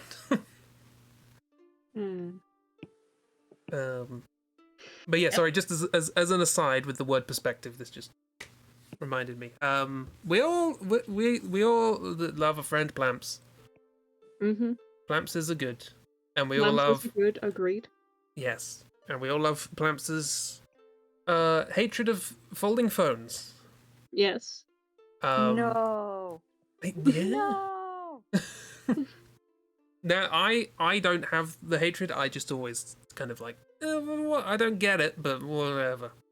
I now understand because it's not folding phones specifically, but I've had my own experience of having that reaction to something, and I was recommended a YouTube video, and I didn't click on it because I couldn't bring myself to. But the thumbnail and title were enough because the title was I have switched to a folding laptop. And Don't the picture. all laptops fold. Okay, yes, strike one, correct. Strike two, the picture was a desk with a, quote, folding laptop, unquote, on it, which is basically, okay, imagine you've got a laptop in front of you. It's got a screen that's vertical, goes down, it stops, there's a hinge, then it comes I know towards what you, a laptop looks like. and there's a keyboard. Now imagine, instead, screen goes down, doesn't stop, there's no hinge, it smoothly curves towards you and then comes out where the keyboard would have been. So the whole screen just goes all the way down. Now imagine Yeah. So that's what I'm saying. It's like where the keyboard was, that is also screen. That's not a laptop. The screen keeps going down, so it's just all big old foldy screen. So where's the Laptop. keyboard? The keyboard is to the right of it Why? as a separate thing. No, that's not a laptop. So, strike 2, you need 2 laps for this. That's not how a laptop works. But strike 3 is actually imagining how to use this. Because I'm assuming, benefit of the doubt, you don't actually need a keyboard. You can just make the bottom bit of the screen like a keyboard, and this is all touchscreen, right? Yeah, it's a tablet with a Bluetooth keyboard, a bendy tablet. But the thing is, like, you are now working with a dual monitor setup, where one of the monitors is pointing orthogonally to the other. So at any given time, one of those monitors is going to be in perspective, which is automatically going to mess with you. But also because they're orthogonal and connected. Imagine trying to touch the bottom of one of them without touching the other, with like the side of your hand or your thumb or your finger. Mm-hmm. So if you have your keyboard and you're trying to type a number, for example, how many times are you going to touch the top screen and you're going to click away from stuff, which is probably where there's like a bar with things, and it feels like a usability nightmare. That was my experience. That I now understand where Pamps is coming from with folding phones, and this was a thumbnail. I didn't even watch the video. I'm so old. My brain just thought, no, I loved folding phones when I was a teenager. Those Japanese folding phones. Yeah, flip phone. Nothing wrong with the flip phone. Yeah. That's cool. Yeah. So the problem with the folding flip phones, that's a different thing. It's sort of the same as with a laptop. You've got the screen on one end, you've got and you've got keyboard on the other, and usually most of the brain, as it were, is down underneath the keyboard, but then you've got some connective tissue, wires going between the monitor and where the keyboard is, and that's fine. As long as you don't, bend it really, really weird, the wires will connect and it will be fine. The problem with these newer quote-unquote foldable phones is you are folding the LCD screen. Yeah. And those are notoriously finicky for even just having them be sort of bent. Because they do make, monitors that are, instead of being flat, sort of curved. They're a nightmare to try and move around. But as far as working with, a wide screen, especially if you're doing things like video editing, gaming type stuff, they can be useful. I don't have any because they're expensive and I don't find them useful. But they do exist. But bending these, it's not going to last long.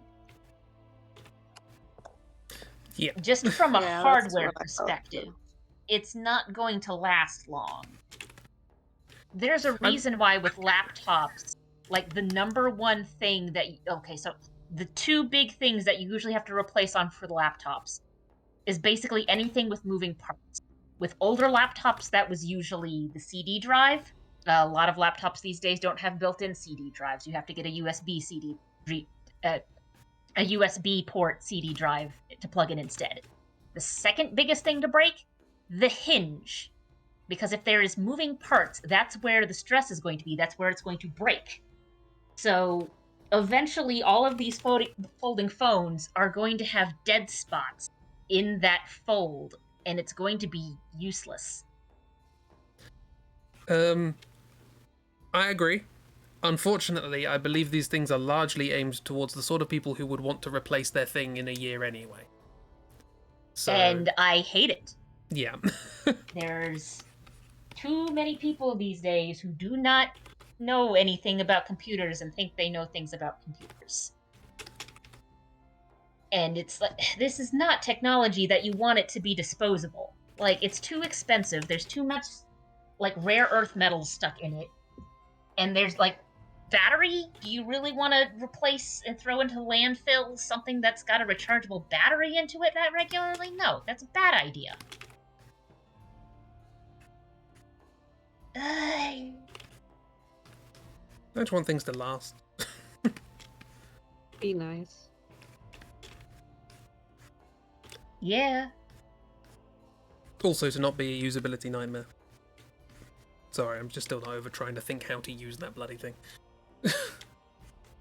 No, you're right, especially if it's designed as a touchscreen type thing. I mean, heck, digital artists usually wear a glove of some sort just because of the thing of, hey, when you're naturally drawing with a pencil or a tablet pen, part of your hand is resting against the surface that you're working with, and guess what?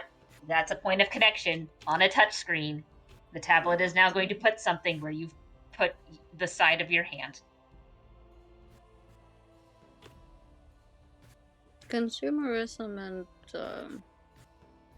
just excessive use of materials that, like, it's always on my mind, like when I hang out with quote-unquote regular people in my life who just go about life like most people do and don't think about these things.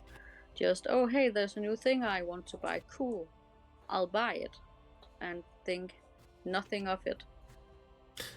Yeah. Throw it out after 6 months and buy something new because now they're tired of it. That's just... Yeah, and it's one thing to do that with, like, a paperback book, because unless it's made with, like, just the worst ink choice, it's gonna decompose at some point and it'll be fine. I like that idea, platinum ink. But the book dissolves and all the type is still there. No, I'm talking more like, so it's not as much of an issue anymore, but depending on what pigments you use for the ink and the lettering on both the inside with the letters and the outside with the covers, it can decompose and be mildly toxic. Again, it's not as much of a problem, but it's not a big there is at deal. least the potential there. But even with that, it's like, okay, it's paper. Whatever. It's a paperback book. It's made to be at least semi-disposable.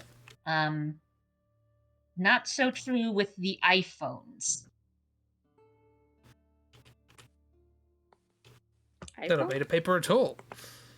Licks book. Don't lick booksmiths.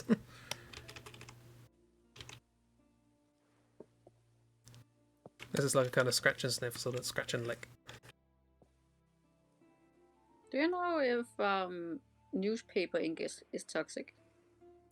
Depends on the newspaper. Yeah, some of them... these days not so much.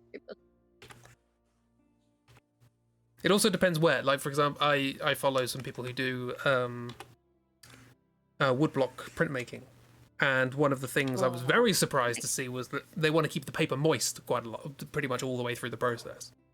And so what they do is they spray a little bit of water on it and then they keep it in a fridge, but they keep it between sheets of newsprint. And I'm like, that sounds awful. The ink's just going to run straight into it. Turns out, in Japan, the newspapers are printed completely differently to how they are here. And they're like with almost no ink on the sheet at all, so the ink will not run at all. Whereas here, you rub your finger over it and it's black. Like, so yeah, I think it's gonna depend. It's been a lot of years since I've had, like, I don't know if we've changed it here as well in some other way, but I remember as a kid, with newspapers, my fingers got black, but they don't anymore. Yeah, they've probably changed up how they do the inking of it. But, like, yeah, as far as, like, toxicity is concerned, no. I mean, I guess if you ate a lot of newspapers, you would have a problem, but that's because you've just filled yourself with a bunch of paper. Yeah. And the ink is not going to be helping you. Paper. My dad used to work at a paper factory, and all the stuff that's put into paper really surprised me. No, yeah, there's a lot of treatment that has to be done in order to turn it into get paper into like paper form, because you're essentially starting with wood pulp, and you have to do things like bleach it. I was going to say, I'm So surprised that there isn't it's more white. sources of paper that you can get that are just like not bleached. There are plenty of people will be fine with Yeah. having not bleached paper. I mean, you only really need bleached paper if you do like specific watercolor or something.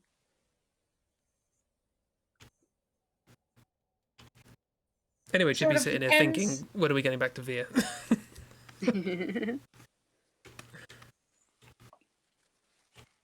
Ooh, that's an interesting design, Chibi.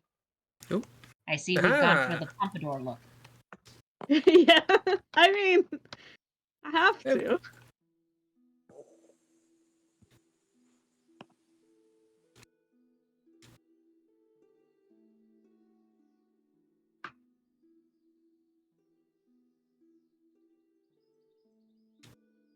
That's neat. So I'm not sure. Didn't one of these guys have multiple sets of arms at one point? Yeah, he did. Did they? The Mimbles did. I don't know. I Yeah. did. There is at least one picture where and I can't keep track of which one's Fame and which one's Fortune. And I I have a don't feeling think it's not we those. ever established which one is which. Oh yeah. Oh. Sorry, I always looked at this picture as them like facing sideways, but what their body facing sideways and them looking forwards, and they had both their arms stretched out. No, they're actually just on the same side of the body, aren't they? Yeah, I realized later that it might be interpreted as such, but it's meant to be multiple. No, the brace, the suspender there, it very clearly makes it so that you know which way the body is facing. I just didn't twig. I mean, like I said, that some of the Mimbles do have multiple pairs of arms. Yeah, yeah. It is a Mimbly thing. There's a sentence. It's a Mimbly thing. Tis a Mimbly thing. And they are primordial Mimbles. Which is a sentence. Mm-hmm.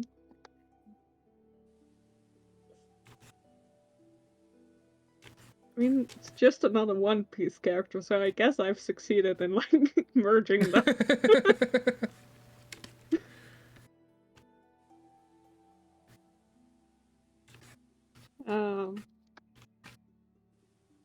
I mean, as long as it doesn't look too much like Buggy the Clown, you're probably fine.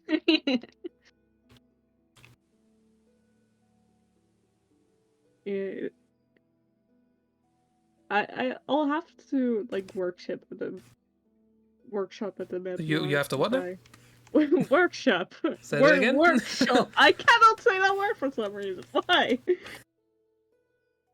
Sure, that's what you meant to say. Sure. Workshop it a bit more, because I want them to have like a bit more of like a ringmaster-y vibe. It's like a weird combination between ringmaster and jester. They are the ringmaster, and they are also the clowns. Yeah, exactly. So I have to workshop it a bit more, but yeah.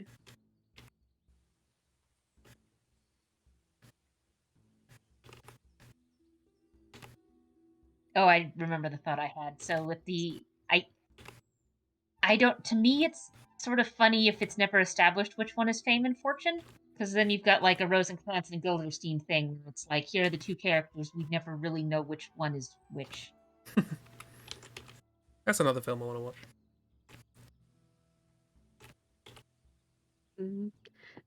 Yeah. That is fun of just like which is which. They're Fame and Fortune, not Fame or Fortune. Is it one of those things where they maybe they don't speak simultaneously, but they sort of collectively say the sentence? sort of one does a bit and then another one does a bit, so on and so forth. Yeah, and probably. so Oh if god, this it's is like a Timmy game, and Tommy. so if this is a game with dialogue boxes, you can have both of them with fame and fortune as the thing, as the name, instead of one speaking and having to write the name. I'm taking this joke and trying to work out how it would technically work, thereby destroying the joke, but it's feasible, okay? Yeah. Yeah. I like it. Of just they're kind of on the same wavelength. They finish each other's sandwiches. Exactly. With jam. But what kind of sandwich? What Depends on do the we day. mean with sandwiches?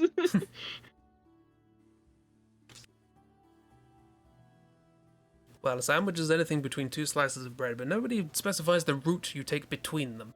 So, Yeah, it's yeah.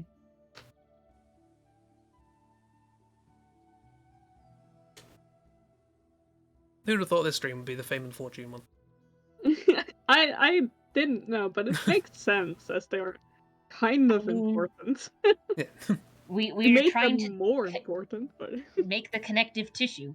Like, there's definitely some areas that need to be worked on, like the viaducts. the viaduct, and like, to me, the caves just wanting light sources still feels like a Yeah. much weaker Mhm. draw of story than everything else. Although maybe that may not be a bad thing if we're wanting it to be that, oh, by the way, all of these help fame and fortune in some way. So having some things where, like, a quote unquote nice player would look at it and go, I'm definitely not doing that. That's obviously mean. But, couple of lizards wanting some lamps, that sure. Like, wanting some moss, sure. That seems harmless. And Yeah. then. Yeah, it seems very much the case of, like, because a lot of these, or at least some of these, are very much like, this will cause people to die if you do this. Or even, like, they explicitly say, we want these dead. Like, even if you don't like, the Golden City people because they're assholes, still like, what now? Or like, crash this city, and then, it is kind of fun for, like, a player who's kind of like discovering this, who can kind of say no to, the very obviously, like, this will crash the city kind of course, and more of like, oh, this seems like a nice thing I can do. They want lights, and then you go off and it has like massive repercussions. We will trick you into not getting the good ending. I mean, they're fame and fortune. True. Yeah, you know what? Now that we've put it that way, that sort of tracks.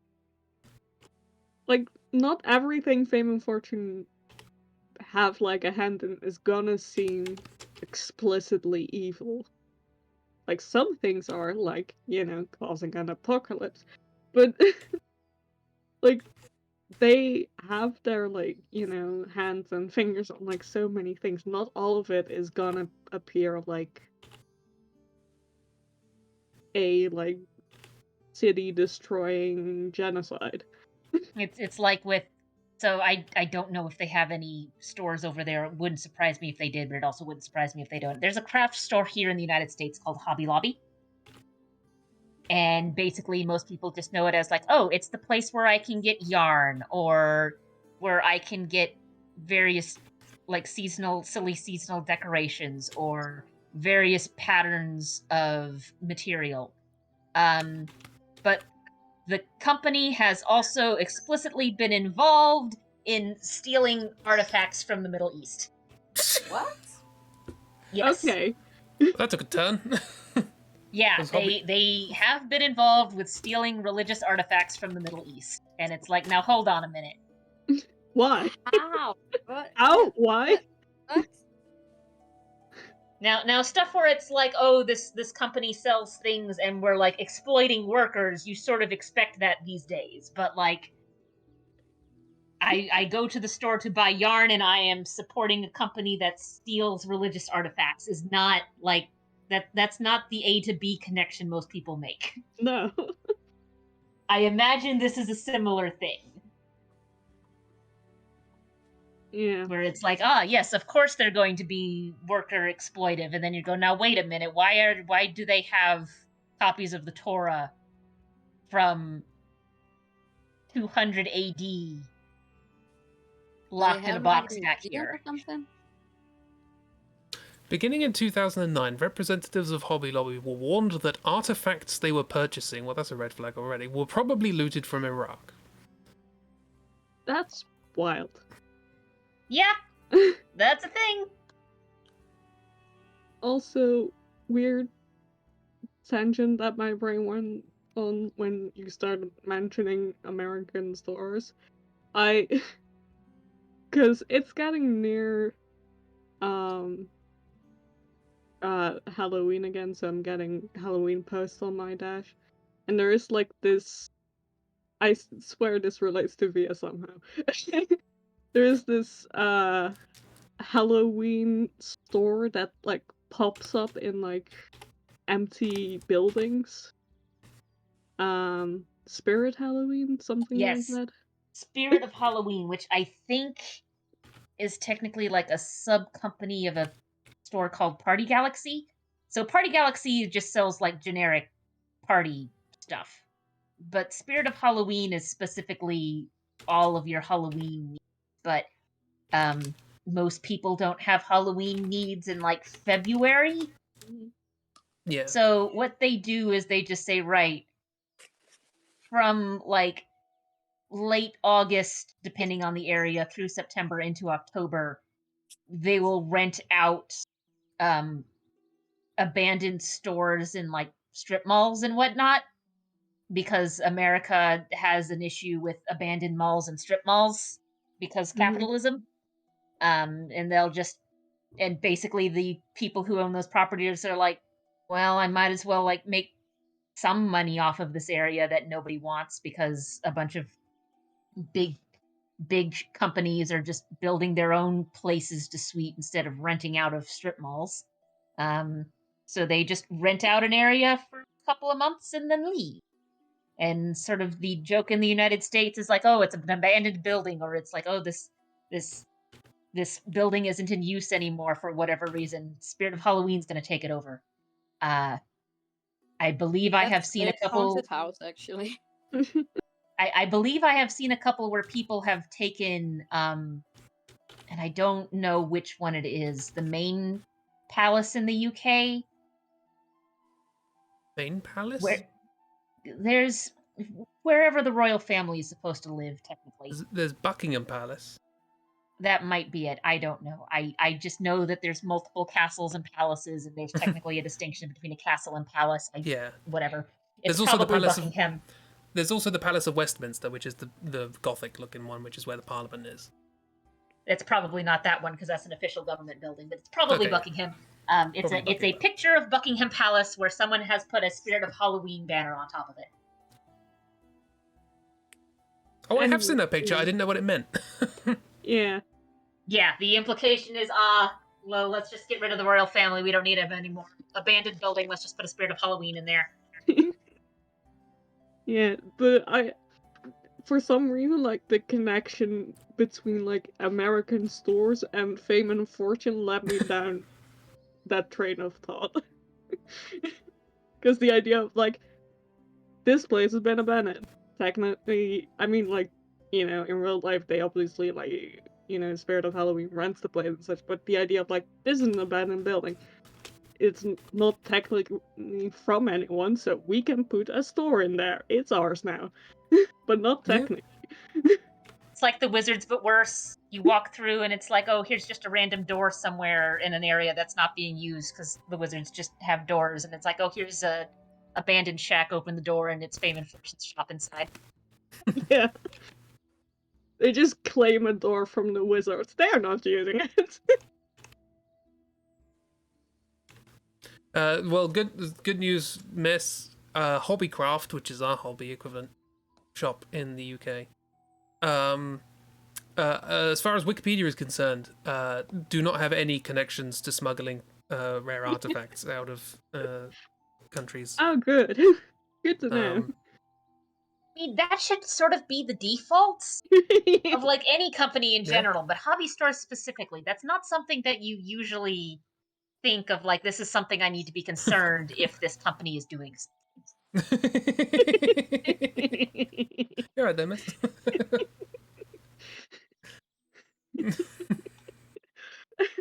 It's the funniest when you forget about it. That's the point of it. I had that too recently where I just, was like, oh, and suddenly King Vader is here. Oh no. The best bit about it is when you're like, no capital letters, just like that could be in response to something really serious. Yeah. And hey, King Vader. The other thing I was going to say, and I'm sure people have already come up with this, given that I've only just heard of this Spirit Halloween thing, is that the way you described it to me of a shop that keeps popping up in abandoned buildings, it sounds like an SCP. Like, That's it just I mean, manifests. That's what it feels like. The scaling. Like you'll just drive through an area, and like I said, we've got a whole bunch of abandoned strip malls in various places because I know Tumblr definitely like interpreted that as at one point it was multiple businesses, but a lot of both large and small businesses after a certain point decided, you know what, we're just going to make our own building. So a lot of strip malls just don't have anything in them anymore, but no one wants to repurpose them to anything because one, that costs money, and two, American malls and strip malls just aren't built well. You'd have to just completely gut them and rebuild them, in which point most people don't want to bother. I don't. But every September or so, it's like, hey, can we rent out a building here? And the property owners go, yeah, sure, why not? And then, boom, there's a Spirit of Halloween. Just let the mind play out on them. I don't know precisely what the difference is between a mall and a strip mall, but I imagine there's just more mall poles. is internal, strip mall is external. So right. With Is that just a street? Yeah. No, because it's around a parking lot. Oh, I know now. Okay, yeah, okay. I guess we'd call that like an outlet center. So a Something mall like that. would be, we've got this big building, Like Mallorca. and then you've got like I just imagine there were parking lots lot. of poles. That was only my only thought. And then strip mall We would don't be. even know if we have a name for that. There's one near me, and it's called the have- outlet center. That's it. That's all I know.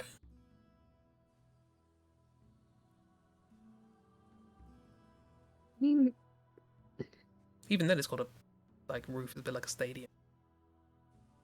whenever I also just I'm looking at pictures right now.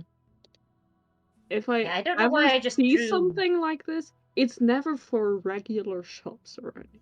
It's for your not really IKEA's. The IKEA is usually a separate building, but large furniture buildings, painting company or carpet company or that kind of thing.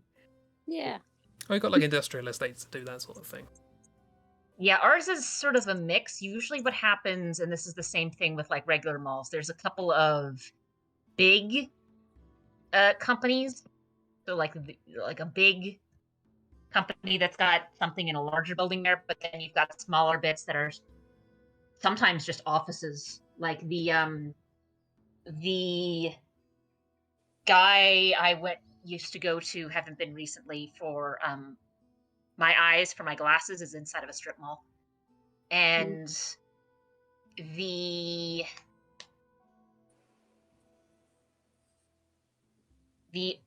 there's a licensing bureau which handles things like your driver's license and housing licenses and titles and whatnot, dealing with the legal paperwork with that stuff. That's got the one that's closest to my dad's house is inside of a strip mall.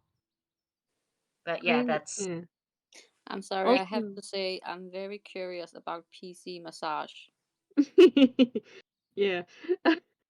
But also, I think generally, I think it goes for most of Europe, but like most shops are in a city center. It's not a place where a lot of cars, you don't have a massive parking space in the middle of Amsterdam. Just, out and about. It's like an yeah. underground garage, maybe. You have to be creative about finding a parking spot, right?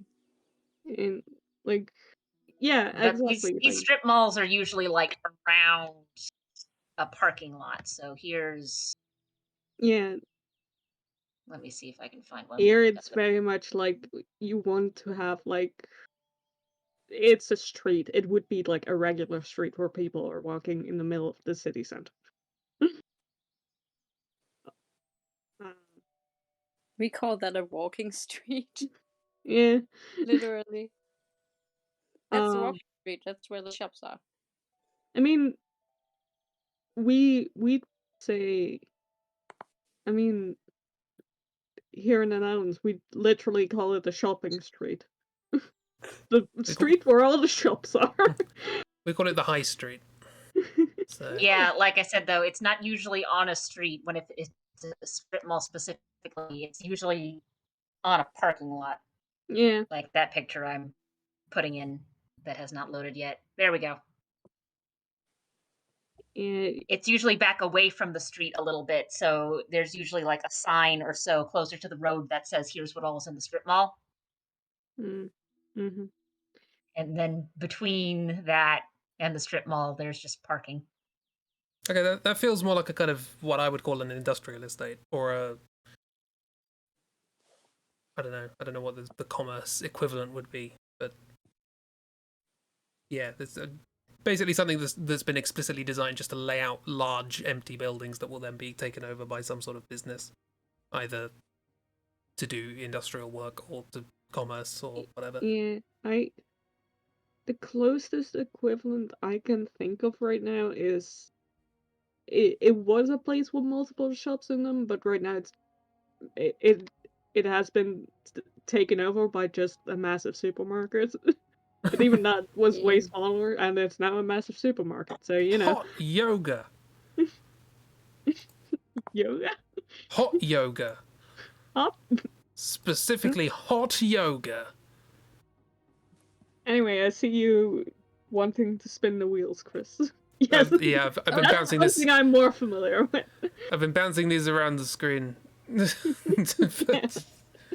I Occupy saw. Yeah, look at that little thing. Yeah, wheels. Should we wheels? We should wheel. We should We wheel. should wheel. We should wheelie wheel. Yeah, let's stop looking at these cursed strip malls because strip malls are sort of cursed. Malls do are feel sort of like- cursed. I don't like shopping. They have the vibe of that kind of like. Again, I'm sort of going to SCP. The sort of like idea of like an infinite sort of thing you're trapped in. It's just car park as far as the eye can see, and they give me that sort of vibe.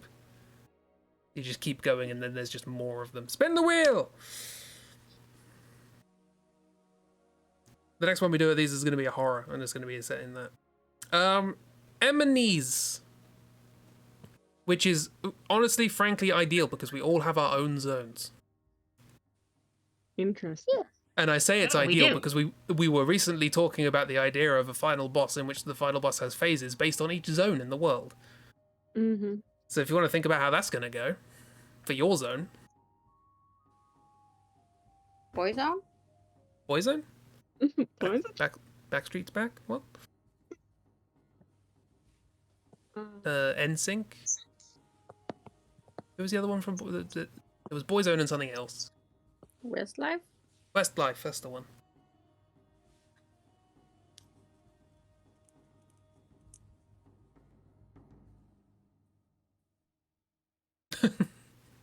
Oh, tower. Church. Well, that oh, makes church. it very easy to type. Yeah. I read that as everyone gets their own asses. I, out of the corner of my eye, saw something similar.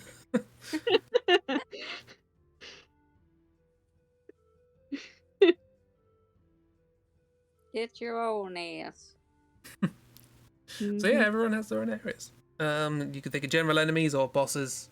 Did I have? No, I didn't have a specific one for bosses. So General bosses. yeah, general I mean, I bosses. guess we could each design our own fame and fortune fate. Exactly, yeah. And everybody gets the world as well. So if you want to help come up with an idea for the mega boss, the PhD If we supervisor. have to like merge everything in this game, I don't. It's gonna be like an Eldritch horror. Well, yeah. We've kind of got one of those in the floating city already, so. And I'm sure the wizards have Yeah, got a but that couple one's tucked in the merged basement. fleshy forms. This is like merging of concepts. Yeah. But I don't need to keep this on screen very long, do I? I mean, technically, you don't have to keep it on screen at all. I just keep screenshotting it and putting it in right. Paint. I've been holding it there until you post the thing. Thought it'd be nice.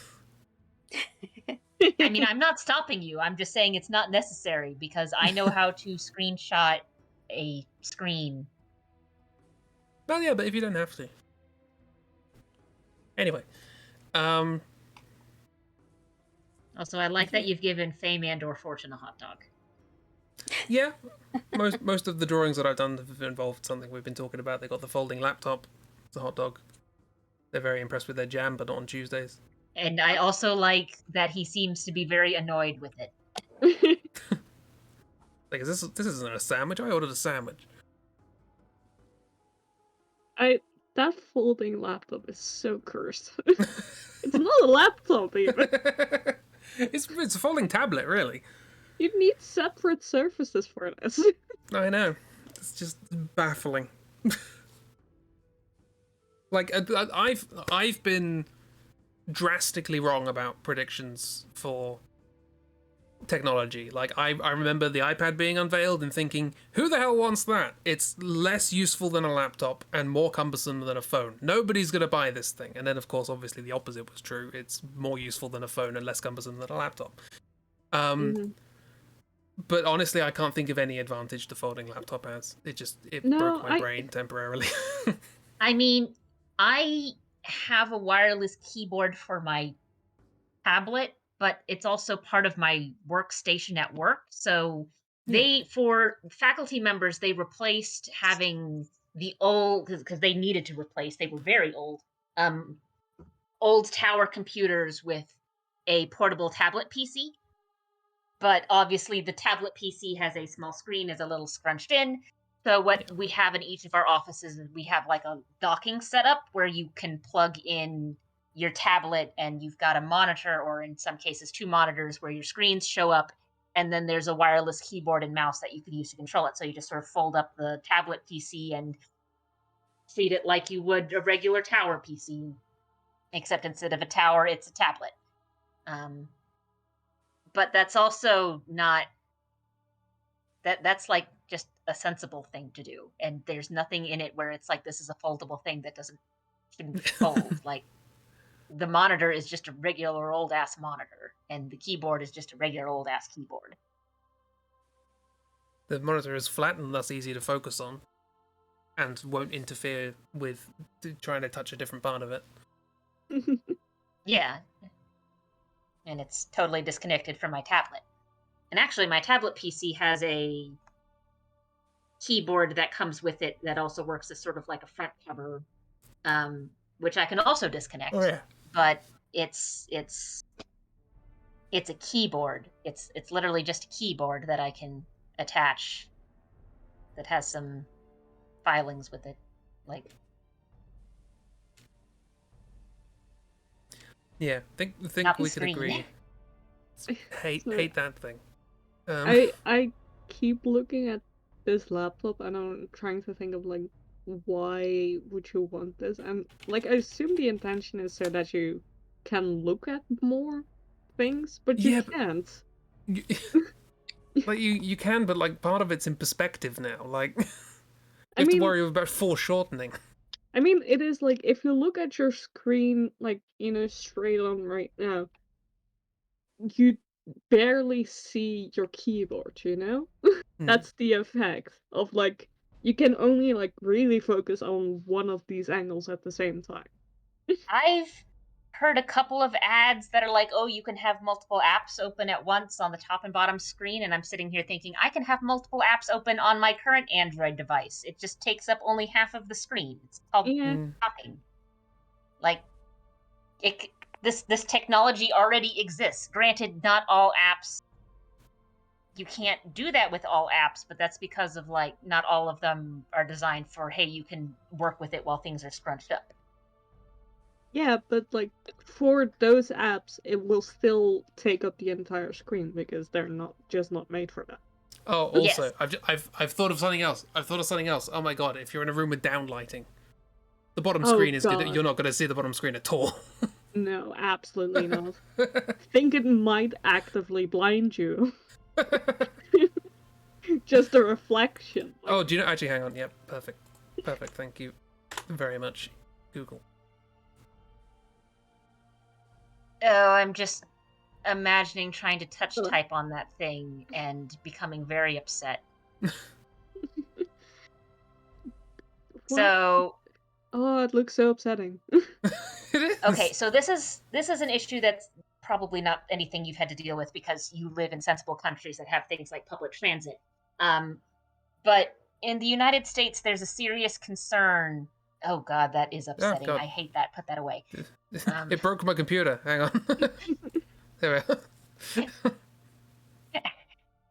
As it should. Your computer should be very offended that you decided to put that on screen. Things go October for a bit. Where was I going? Oh yeah, with cars.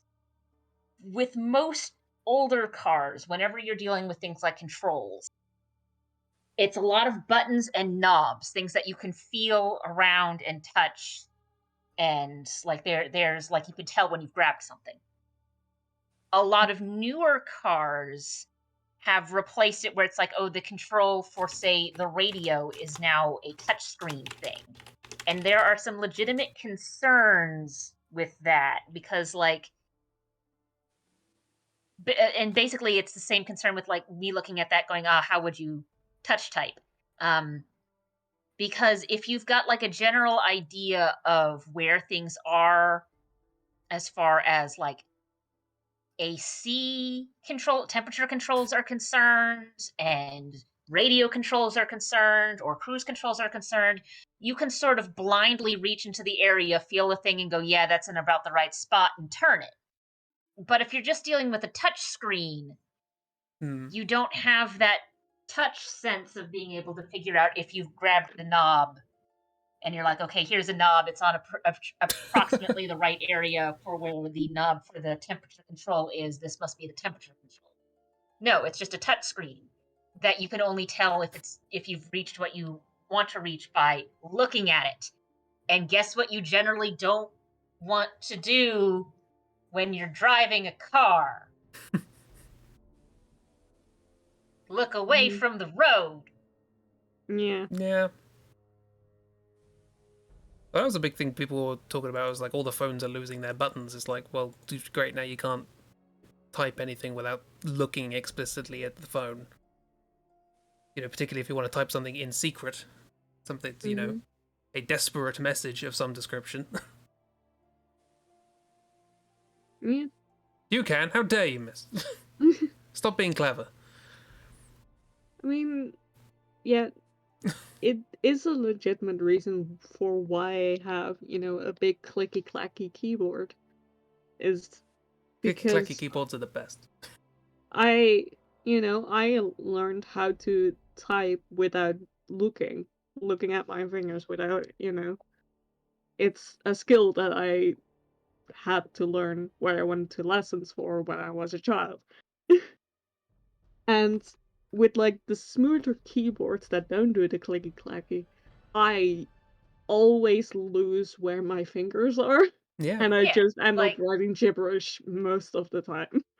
Yeah, because you've lost one of your senses for figuring out where you are. It's sort of like flipping the ends of the whiskers on a cat. Like they don't know where things are because they've lost one of their senses, and now everything just is weird. And also, don't clip the whiskers of your cat Yeah, don't do that. unless your vet tells you that, hey, we need to do this for like health reasons. Just don't do that. Mhm. Cool, big whiskers, majestic. Yeah, that's they use that to figure out where things are in relation to their body. And if you remove that, now they have lost one of their senses for figuring out where things are in relation to their body. And they are going to be very disoriented. Aw, Kiki. Now, granted, whiskers are technically like a modified piece of hair, so it'll grow back, but your cat will not like it. Mhm.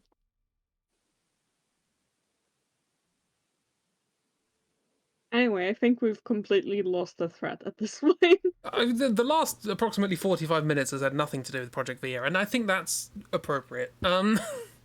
We spent our time talking about stuff. As I mentioned, like the actual attempt of trying to write a cohesive story up until the last couple of streams, in Project Via streams, has been basically a failure.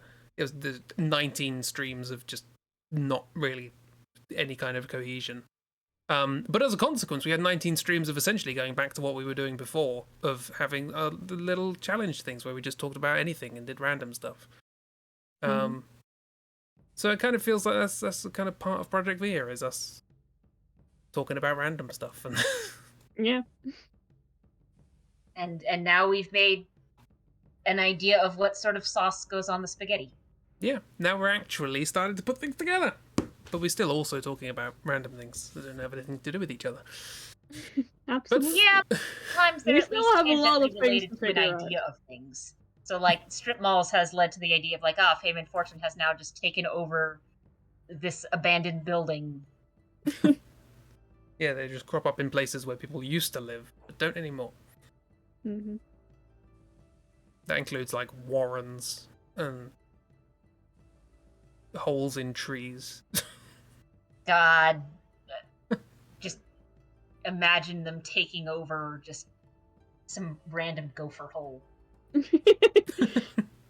just pop out of Just the ground when you're walking past. Head just pops out and, like, weird comical squeeze through. They're clowns.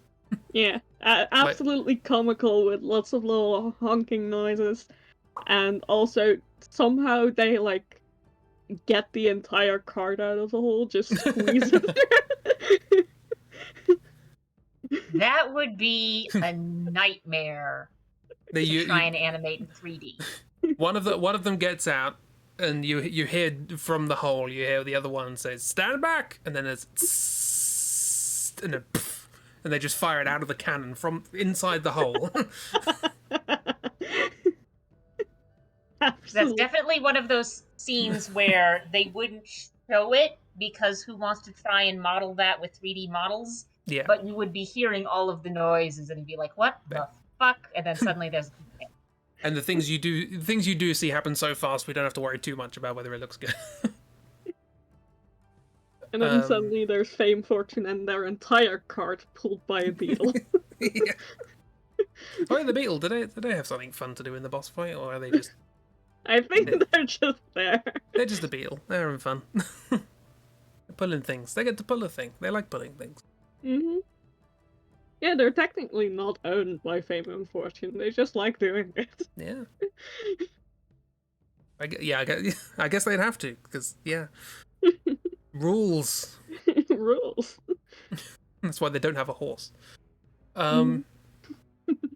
They couldn't convince a horse to pull a cart, but they could convince a beetle to pull a cart. Yeah, exactly. That is probably one of the stupidest and best reasons for having a non-horse animal player. See? There's always a reason. I imagine it's like a little throwaway dialogue of like, your cart is being pulled by a beetle. And they're like, well, we couldn't get a horse to do it. They're And for the most really part, good. that goes unnoticed because everyone's like, right, these are Mimbles. This is just more Fey nonsense. Because I'm sure Yeah. the Mimbles also have weird things pulling their carts. Hmm. Because Fey nonsense. But with these two, it's like, no, it goes Yeah. deeper than that. We'd really want a horse. Please, we need to upgrade our carts. I mean, not our cart. We don't own this cart. It's just a cart that was conveniently abandoned on the roadway. Yeah, and this beetle happened to want to pull it. But it's not our cart. Need a horse. The beetle keeps trying to roll this up into a ball of dung.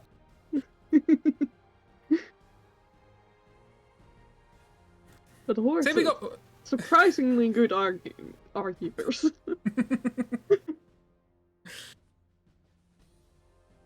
something. Nay, saying nay. Anyway, we got back on track there's a joke eventually. in there somewhere, but There's a joke. There's a IKEA joke. Anywho, enough. Oh yeah, I didn't mention I added this with different styles of welcome thing. I made those ages ago. And it was only 'cause- crispy parts. Yes, I made them ages ago. It's kind of like, oh, we could instead of just having, my logo, which is not even really a logo. I could have my name in different styles of games that we've played. And I was only reminded of this like 3 months later today, because I was doing some things for October where I sign it in the style of the thing. And I'm like, oh, I was making those and going to put them on stream, so they're on stream now. What a story! What a story. What is a story? But anyway, a miserable pile of secrets. yes. Well, Via is anyway. Thanks for being here. Thanks for being here, Miss. Thanks for being here, Chib, Christy, Ragdoll. Thanks for hanging out. We did something. Next time, maybe we can finally figure out what the viaduct is doing in this. Never. Full mystery. You need the Viaduct DLC to, which no one ever spin off the duck of the viaduct. About the cult of the duck. Unfortunately, nobody ever bought it, so no one knows what's actually. Yeah, we'll be back Tuesday with Trigon, doing some more space adventures and being bad. A game that Dark has already beaten 3 times. That is not an exaggeration. That seems right. It's a roguelike, so it's not too bad. But yeah, and then Wednesday we'll be doing our last little music thing before spooky season. Saturday, Gam. Sunday, Jam. Because it's not Tuesday. Sunday Jam. Sunday Jam. Don't eat jam on Tuesdays. Yeah. Sunday, to jam your heart out. I don't know how to end streams. Bye! Bye!